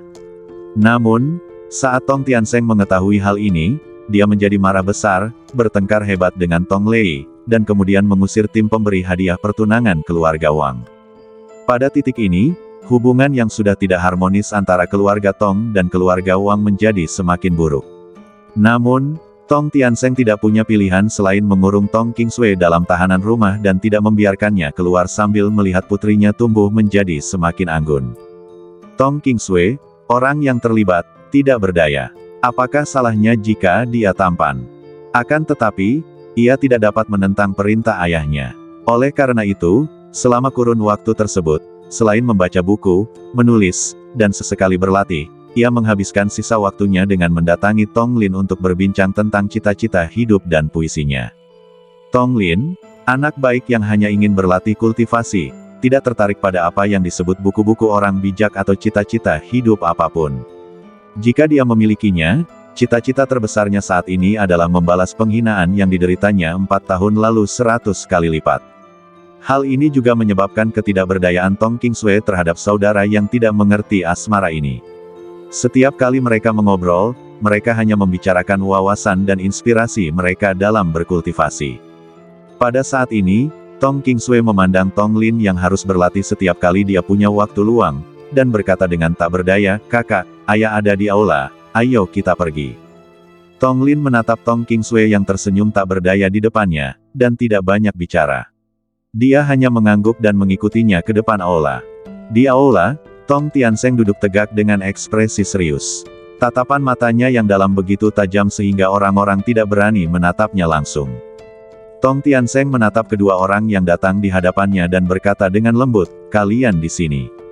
"Ayah, ada apa?" Tong Qingsui berdiri di samping dan mengutarakan keraguannya. Mendengar ini, Tong Tiansheng tersenyum tak berdaya dan berkata, "Setelah beberapa tahun berlatih, sekarang saatnya bagimu untuk memenangkan kejayaan bagi keluarga." Menurut konvensi tahunan, semua anak laki-laki dan perempuan yang berusia di atas 12 tahun harus berpartisipasi dalam kompetisi tambang roh. Kompetisi tambang roh. Jelas, Tong Lin dan Tong Qingsui sedikit terkejut ketika mendengar berita itu. "Ya," Tong Tiansheng mengangguk, lalu melanjutkan, "kompetisi tambang spiritual adalah kompetisi yang diadakan setiap tahun di Kabupaten Changlan. Hasil kompetisi ini terkait dengan jumlah dan kemampuan tambang spiritual yang dimiliki keluarga. Dan batu-batu spiritual yang dihasilkan di tambang-tambang spiritual adalah sumber daya kultivasi yang sangat diperlukan bagi setiap kultivator. Batu roh tidak hanya dapat digunakan sebagai mata uang keras dan memiliki daya beli, tetapi yang lebih penting, batu roh dapat diserap oleh orang-orang untuk dibudidayakan. Semakin banyak tambang spiritual yang dimiliki setiap keluarga, semakin banyak batu roh yang dapat mereka hasilkan, dan kekuatan keluarga secara bertahap akan menjadi lebih kuat. Tapi tahun-tahun ini, sayang." Sebelum dia selesai berbicara, ekspresi Tong Tiansheng menjadi serius, tetapi selain serius, dia juga tampak sedikit kesepian. Dia hanya bisa melambaikan tangannya tanpa daya dan berkata, "Dalam beberapa tahun ini, kinerja keluarga Tong kita belum ideal. Tahun lalu, kita hanya memperoleh 1 tambang spiritual, yang 4 kurang dari waktu yang paling gemilang." Mendengar ini, Tong Lin dan Tong Qingsui sama-sama sedikit terkejut dan tidak percaya. Sebagai salah satu dari 4 keluarga kaya raya di Kabupaten Changlan, mereka hanya memperebutkan 1 tambang spiritual tahun lalu. Perlu Anda ketahui bahwa total ada 36 tambang spiritual di seluruh Kabupaten Changlan. Tahukah kamu, bahkan pasukan kelas 2 biasa dapat bersaing untuk mendapatkan 2 ranjau spiritual, pasukan kelas 1 memiliki 3 hingga 4 ranjau, dan pasukan sekuat mereka setidaknya memiliki 5 hingga 6 ranjau. Jika dibandingkan seperti ini, bukankah itu berarti keluarga Tong saat ini bahkan tidak sebagus kekuatan kelas 2? Ini benar-benar sedikit mengejutkan. Tidak heran mereka berdua begitu terkejut. Saya akan menyampaikan sesuatu selanjutnya. Saya yakin kalian semua tahu bahwa keluarga sangat khawatir dengan hasil kompetisi tambang spiritual ini, dan kami sangat optimis dengan kelas kalian. Kami juga berharap kalian dapat menciptakan lebih banyak kejayaan." Melihat Tong Tiansheng yang tampak sedikit kesepian, Tong Qingsui, sebagai seorang putri, merasa sedikit kasihan padanya. Dia menatap ayahnya dan menghiburnya dengan lembut, "Jangan khawatir, ayah. Bersama kami di sini kali ini, kami pasti akan menciptakan lebih banyak kejayaan dan menjadi lebih besar dan lebih kuat." Tong Tiansheng tertawa kecil ketika mendengar ini. "Bukannya aku tidak percaya padamu, tapi selalu ada banyak korban dalam perebutan ranjau spiritual. Dalam beberapa tahun terakhir, hubungan antara keluarga Tong dan 3 keluarga besar kultivasi lainnya tidak harmonis. Menurut informasi yang dapat dipercaya, keluarga Wang dan keluarga Lin baru-baru ini bergabung untuk memusnahkan keluarga Tong. Mereka bahkan mengancam tidak akan mengizinkan kami memperoleh ranjau spiritual.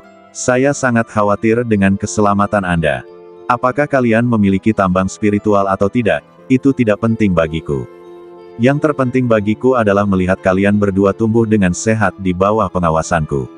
Mengenai hal-hal lain, aku tidak punya permintaan lain. Pada saat ini, mata Tong Lin dan Tong Qingsui sedikit basah.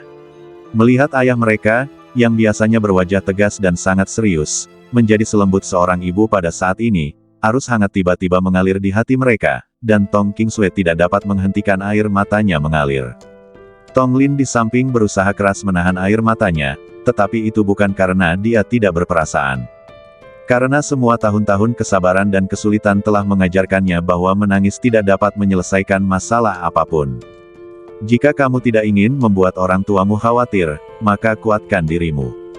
Hanya ketika kamu kuat, orang lain tidak akan menyakitimu dan orang-orang yang kamu sayangi. Tong Tiansheng menatap gadis yang memeluknya dan menangis pelan.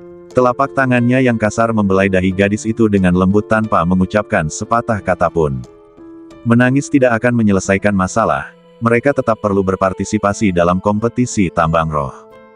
Untuk meningkatkan kemampuan bertahan hidup mereka selama waktu yang terbatas ini, Tong Tiansheng memutuskan untuk memberi mereka pelatihan khusus. Selain pelatihan khusus, ia juga menghabiskan banyak uang untuk membelikan mereka alat sihir pelindung. Kedua senjata sihir pelindung ini dapat dikatakan sangat luar biasa. Mereka dapat menahan 3 serangan kekuatan penuh dari para ahli pemurnian Qi tingkat atas. Akan tetapi, hanya karena 2 senjata sihir pelindung ini, kekayaan kecil Tong Tiansheng yang telah ia kumpulkan dengan susah payah selama bertahun-tahun hampir sia-sia. Namun, dia tidak banyak bicara tentang ini. Dia melihat senjata sihir pelindung di dada kedua pria itu dan menunjukkan senyum puas. Lagi pula, tidak peduli berapa banyak uang yang dimiliki seseorang, itu hanyalah harta benda. Dibandingkan dengan putri kesayangannya sendiri, itu tidak layak disebut sama sekali.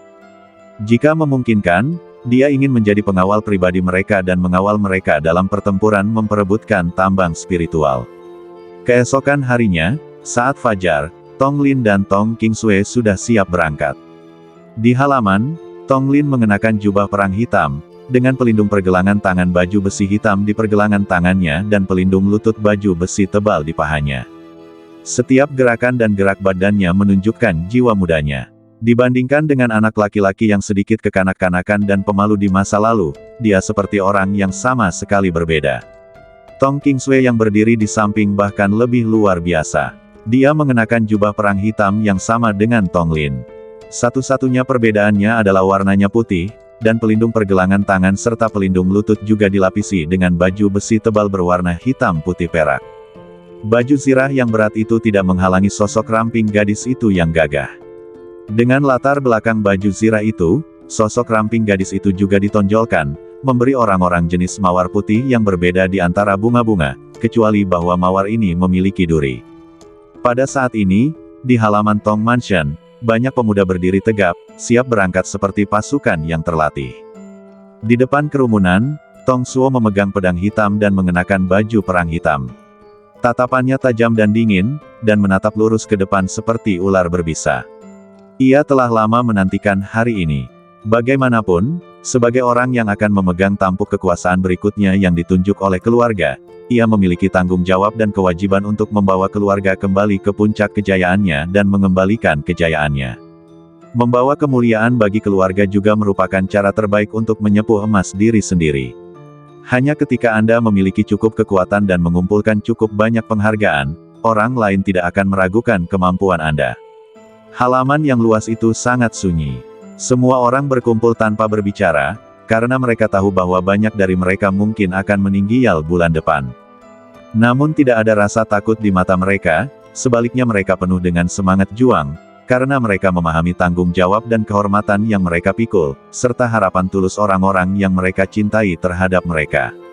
Di halaman, 3 orang berjalan perlahan. Pemimpinnya adalah Tong Tianseng, dan dua lainnya adalah yang keempat dan kelima.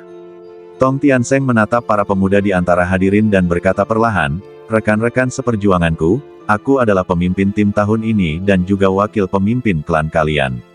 Aku tidak ingin mengatakan apapun lagi. Tapi..." Setelah menarik napas dalam-dalam, Tong Tianseng menatap ke depan dan berkata dengan sungguh-sungguh dengan tatapan mata yang tegas, "Saya harap kamu akan kembali hidup-hidup." Di halaman, semua orang tersentuh oleh kata-kata yang tiba-tiba mengharukan ini. Mereka awalnya mengira bahwa wakil pemimpin klan akan mengatakan sesuatu yang menginspirasi tentang menumpahkan darah untuk keluarga, tetapi mereka tidak menyangka bahwa wakil pemimpin klan mereka yang biasanya sulit dipahami akan mengatakan kata-kata yang paling penting pada akhirnya, meminta mereka untuk kembali hidup-hidup. Banyak anggota keluarga yang merasakan gelombang kehangatan di hati mereka. Seorang pemuda bahkan tidak dapat menahan kegembiraannya dan berteriak keras, "Berjuanglah demi kehormatan keluarga, dan matilah demi tujuan yang baik." Setelah itu, suara-suara seperti ini terus berlanjut satu demi satu, bergema di seluruh kompleks Tong Mansion. Semua orang berteriak serempak, "Kami akan berjuang demi kehormatan keluarga kami dengan cara apapun." Tong Lin, yang berdiri di samping, menyaksikan pemandangan di depannya, dan hatinya yang biasanya dingin sedikit tersentuh. Meskipun dia telah berada di Tong Mansion selama 4 tahun, dia masih memiliki sedikit penolakan terhadap tempat ini jauh di dalam hatinya. Dia bisa bertanya pada dirinya sendiri bahwa dia sama sekali tidak berintegrasi ke dalam apa yang disebut keluarga ini, dan dia hanya cukup berterima kasih kepada Tong Tianseng dan Tong Qingsui. Kalau dia mau memperlakukan mereka sebagai saudara kandungnya sendiri, jauh di lubuk hatinya Tong Lin mungkin tidak akan mampu melakukannya. Sebab, 8 tahun pertama dalam hidupnya terlalu gelap baginya, dan dia tidak mau lagi mudah percaya kepada siapapun. Awalnya ia hanya ingin menjadikan keluarga ini sebagai batu loncatan dalam hidupnya, namun pemandangan di hadapannya meninggalkan kesan yang dalam di hatinya. "Inilah kekompakan keluarga," bisik Tong Lin dalam hatinya. Namun, saat dia benar-benar tersentuh, matanya menyapu sekeliling, dan tiba-tiba, tatapan dingin bertemu matanya. Ketika dia melihat siapa orang itu, jantungnya yang dalam yang telah meraung seperti binatang buas tiba-tiba mulai berdetak. Karena orang di depannya bukanlah orang lain, melainkan Tong Suo yang telah menghinanya dan menginjak-injak harga dirinya. Setelah mengenalnya selama beberapa tahun terakhir, dia juga mengerti bahwa status Tong Suo dalam keluarga tidaklah rendah. Tetapi sekarang, jelas mustahil untuk mengambil tindakan apapun terhadapnya. Di sisi lain, jika Tong Suo ingin mengambil tindakan apapun terhadapnya, itu mustahil. Lagi pula, di Tong Mansion ini, ada banyak pasang mata yang mengawasi setiap sudut seperti pengawas. Tong Suo dan Tong Lin saling memandang, dan tatapan mata mereka berdua menjadi sangat dingin, seolah-olah mereka saling memperingatkan, tetapi Tong Suo tidak menganggapnya serius. 4 tahun yang lalu, dia bisa menghancurkannya sampai mati seperti menghancurkan semut, dan sekarang dia merasa masih bisa. Hal yang sama berlaku untuk Tong Lin. 4 tahun lalu, dia bisa dimanipulasi oleh orang lain dan menjadi mangsa. Namun, setelah pembaptisan waktu dan latihan kerasnya sendiri, tingkat kultivasinya saat ini tidak lagi membuatnya takut. Jika dia benar-benar ingin memaksakan gerakan, maka dia tidak takut bertarung sampai mati. Meskipun kedua belah pihak memiliki pemikiran yang berbeda saat ini, mereka hanya memiliki satu tujuan, yaitu memberikan kontribusi yang luar biasa terhadap kompetisi tambang spiritual keluarga. Ini bukan sekadar untuk menyombongkan diri, yang lebih penting, ini juga terkait dengan sumber daya yang dapat mereka gunakan untuk bercocok tanam di masa mendatang. Semakin banyak tambang spiritual yang mereka miliki, semakin banyak sumber daya yang mereka miliki untuk kultivasi, dan peningkatan kultivasi mereka tentu tidak akan lambat. Wajar saja jika mereka berdua tidak mempersulit satu sama lain setidaknya dalam pertarungan ini. Ini tidak hanya akan merugikan keluarga mereka, tetapi juga masa depan mereka sendiri. Sekarang, mereka hanya bisa bersatu dan bekerja sama untuk menciptakan kecemerlangan. Tong Tianseng menatap orang-orang di halaman yang berteriak bahwa mereka mati demi keluarga mereka, matanya sedikit berkaca-kaca. Bahkan saudara keempat dan kelima yang berdiri di sampingnya merasa sedikit kasihan kepada mereka. Siapa yang bukan anak yang dilahirkan oleh seorang ibu dan dibesarkan oleh seorang ayah? Siapa yang ingin anak-anaknya meninggal seperti ini? Mereka tidak mau, tetapi tidak ada yang bisa mereka lakukan. Kemudian, Tong Tianseng melambaikan tangannya dan berteriak keras, "Ayo pergi." Orang-orang yang ada di halaman itu berjalan keluar halaman bagaikan kuda liar yang lepas dari kendali, penuh dengan semangat juang. Di luar Tong Mansion, ada ribuan orang dari segala usia berdiri di sana, termasuk orang tua para pemuda yang pergi berperang, tetapi lebih banyak lagi adalah anggota keluarga. Mereka semua adalah anggota keluarga Tong. Mereka semua datang ke sini lebih awal untuk mengantar para pemuda yang berjuang demi keluarga. Mereka berdiri berjajar dengan penuh hormat, pakaian mereka basah oleh air mata, saat mereka menyaksikan para pemuda itu pergi. Para pemuda yang maju ke medan perang tidak berhenti. Mereka mengangkat kepala tinggi-tinggi dan melangkah selangkah demi selangkah menuju medan perang yang menjadi milik mereka. Daftar dan mulailah bertemu wanita di daerah Anda hari ini. Setiap langkah yang mereka ambil terasa begitu berat, tetapi inilah tanggung jawab dan kehormatan yang mereka pikul di pundak mereka. Pada saat ini, air mata di mata Tong Tianseng hampir meluap, tetapi dia masih menahannya karena dia mengerti bahwa dia adalah pemimpin kelompok pemuda ini dan jiwa pasukan mereka. Setiap gerakan emosionalnya sangat memengaruhi anak-anak muda ini. Jadi dia harus lebih kuat dan lebih berani. Di sebelah tenggara Kabupaten Changlan, terdapat pegunungan tak berujung yang membentang tak berujung, berkelok-kelok, dengan puncak demi puncak dan tebing curam yang seolah-olah menyentuh langit, sungguh menakutkan. Pegunungan yang berkelok-kelok dan terus-menerus itu bagaikan seekor naga raksasa yang berbaring di atas bumi. Pegunungan itu megah dan anggun, dan di bawah sinar matahari, mereka menampilkan lapisan-lapisan warna yang berbeda, yang indahnya tak terlukiskan. Dan tempat ini adalah Pegunungan Shenlong yang terkenal di Kabupaten Changlan.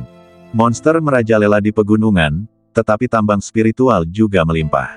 Ada sebanyak 36 tambang spiritual yang telah ditemukan dan ditambang, tetapi ini hanyalah puncak gunung es dari pegunungan ini. Dan harta karun serta ramuan ajaib yang terkandung di dalamnya tidak terhitung banyaknya. Menurut rumor, jauh di dalam Pegunungan Shenlong, terdapat medan perang purba puluhan ribu tahun yang lalu, di mana banyak orang kuat dikalahkan dan dikubur. Hal ini juga menyebabkan munculnya harta karun ajaib di pegunungan ini, yang menarik banyak orang kuat untuk memperjuangkannya. Di pintu masuk Pegunungan Shenlong, banyak tim telah berkumpul, dan yang paling menarik perhatian di antara mereka adalah 4 keluarga besar dengan barisan yang sangat mewah. Di antara semuanya, jajaran keluarga Wang adalah yang paling mewah dan memiliki jumlah orang terbanyak. Berikutnya adalah keluarga Lin dan keluarga Li, dan terakhir, keluarga Tong yang datang terlambat. Tentu saja, tempat ini tidak hanya mengumpulkan 4 keluarga kultivasi utama, tetapi juga banyak sekolah seni bela diri kelas 2 dan kelas 1, sebanyak puluhan. Di antara mereka, kekuatan yang paling dekat dengan 4 keluarga kaya dalam hal kekuatan adalah sekolah seni bela diri Elang. Adapun pasukan lain, meskipun jumlah orangnya tidak banyak, dari situasi tersebut jelas bahwa mereka sudah siap. Tampaknya mereka akan melakukan apapun untuk memperjuangkan ranjau spiritual. Di Pegunungan Shenlong, seorang pria parubaya berjalan keluar dari kerumunan, lalu menghadap banyak kekuatan di depannya. Dia berkata dengan tenang, "Semuanya, saya rasa semua orang tahu aturan kompetisi tambang spiritual, tetapi demi apa yang disebut keadilan, saya tetap ingin menjelaskannya." Semua orang tersenyum saat mendengar ini. Di dunia ini, kekuatan dihormati. Keadilan hanyalah kebohongan yang diucapkan oleh orang lemah dan merupakan dasar bagi yang kuat untuk menindas yang lemah. Tidak ada yang namanya keadilan sejati.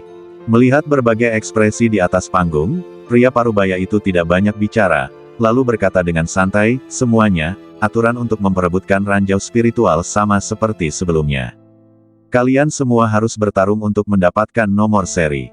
Total ada 36 ranjau spiritual di pegunungan ini.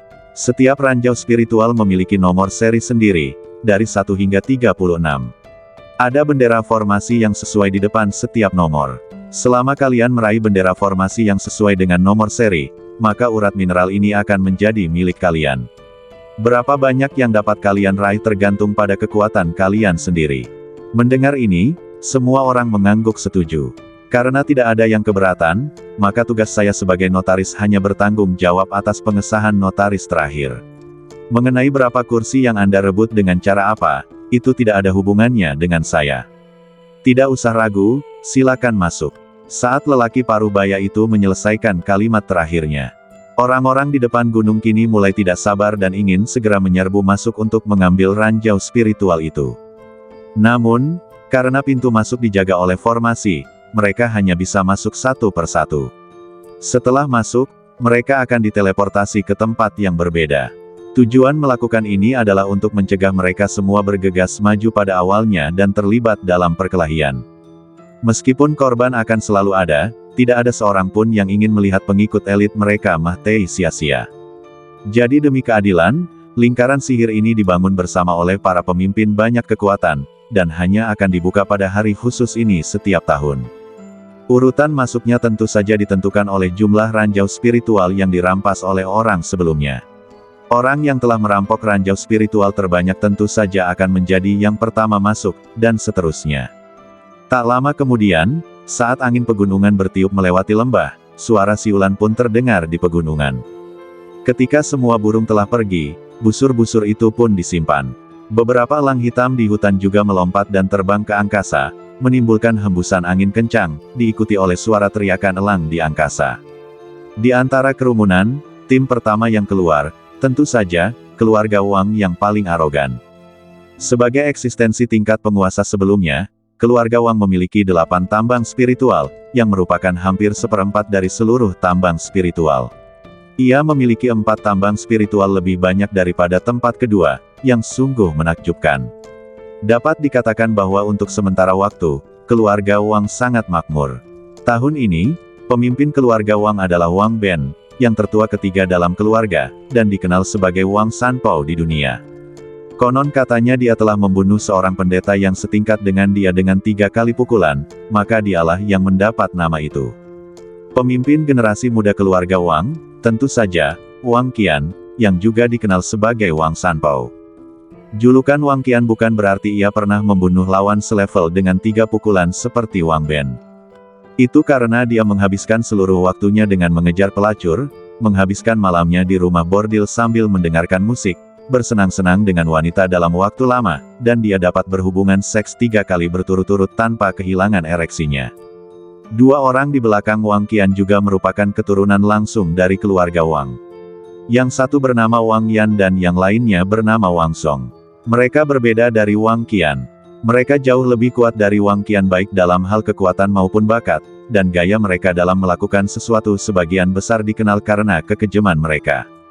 Saat generasi muda keluarga Wang berjalan perlahan menuju formasi dengan langkah arogan, seolah-olah mereka tidak mengenali kerabat manapun, sosok mereka berubah menjadi titik cahaya spiritual dan menghilang dalam formasi teleportasi. Yang muncul berikutnya adalah keluarga Lin dan keluarga Li. Keluarga Tong, yang juga merupakan salah satu dari 4 keluarga besar, berada di peringkat ke-10. Mereka perlahan berangkat setelah pasukan kelas 1 biasa lainnya masuk. Saat sosok mereka berubah menjadi titik-titik cahaya dan perlahan menghilang dalam formasi, mata Tong Suo yang sangat dingin dengan sedikit es berbalik untuk melihat Tong Tiansheng, dan kedua tatapan itu bertemu di langit.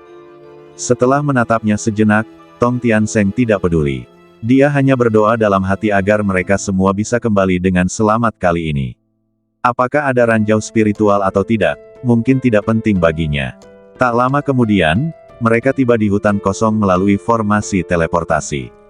Berikutnya, yang terlihat adalah rumput liar yang tak terawat dan pepohonan yang lebat dan kokoh. Angin bertiup lembut, membuat rumput dan pepohonan di sekitarnya berderit. Tong Suo dan Tong Qingsui saling pandang, lalu perlahan berkata, "Qingsui, dalam pertarungan memperebutkan tambang spiritual ini, aku ingin mengembalikan kejayaan keluargaku, jadi aku memutuskan untuk berpisah. Aku akan memimpin 20 anggota keluarga, dan kau akan memimpin 10 anggota keluarga yang tersisa." Tong Qingsui sedikit tertegun saat mendengar ini, lalu ingin mengatakan sesuatu, tetapi disela oleh Tong Suo, "Aku akan memimpin 20 orang untuk merampok tambang spiritual nomor 1 hingga nomor 5. Kamu hanya perlu bertanggung jawab untuk berkeliling. Jika ada kesempatan untuk merebut 1, raihlah. Keluarga Tong kita setidaknya membutuhkan 5 kali ini." Tong Qingsui menatap Tong Suo dengan heran, agak tidak percaya, "Kau ingin merampok 5 tambang spiritual sendirian, apa kau gila? Bahkan pasukan kelas 2 biasa memiliki 25 orang, kau hanya membawa 20 orang, apa yang bisa kau gunakan untuk bersaing dengan yang lain?" Tatapan mata Tong Suo sedikit dingin, dan dia berkata dengan santai, tentu saja aku mengandalkan kekuatanku. Kekuatan. Tong Qingsui bahkan lebih terkejut saat mendengarnya. Di tempat ini, kekuatan semua orang hampir sama. Apakah Anda lebih baik dari yang lain? Jika kita tidak bekerja sama, kita mungkin akan dikalahkan satu persatu. Anda ingin memperebutkan 5 kursi. Ini hanya angan-angan belaka. Saya tidak setuju. Tong Suo tampak sedikit tidak sabar setelah mendengar ini. Ketika dia ingin melanjutkan bicaranya, Tong Lin memotongnya dan berkata, karena Tong Suo memiliki kemampuan, maka kamu bisa melepaskannya. Kami akan bertanggung jawab untuk menjelajah dan mendukungnya. Jika sesuatu benar-benar terjadi, kami akan mendukungnya. Ketika Tong Qingsui ingin mengatakan sesuatu setelah mendengar ini, Tong Suo memotongnya lagi, Xiao Xue, karena Tong Lin sudah berbicara, saya pikir kita harus memutuskan ini saja. Tim 1, Tim 2, ikuti aku. Setelah Tong Suo selesai berbicara, Tim 1 dan Tim 2 dari keluarga Tong berdiri tepat di belakang Tong Suo. Dalam waktu kurang dari beberapa saat, mereka semua melangkah maju. Melihat semua orang pergi, Tong Qingsui merasa tidak berdaya dan hanya bisa berkata dengan marah, kalian semua hanya main-main. Bersambung.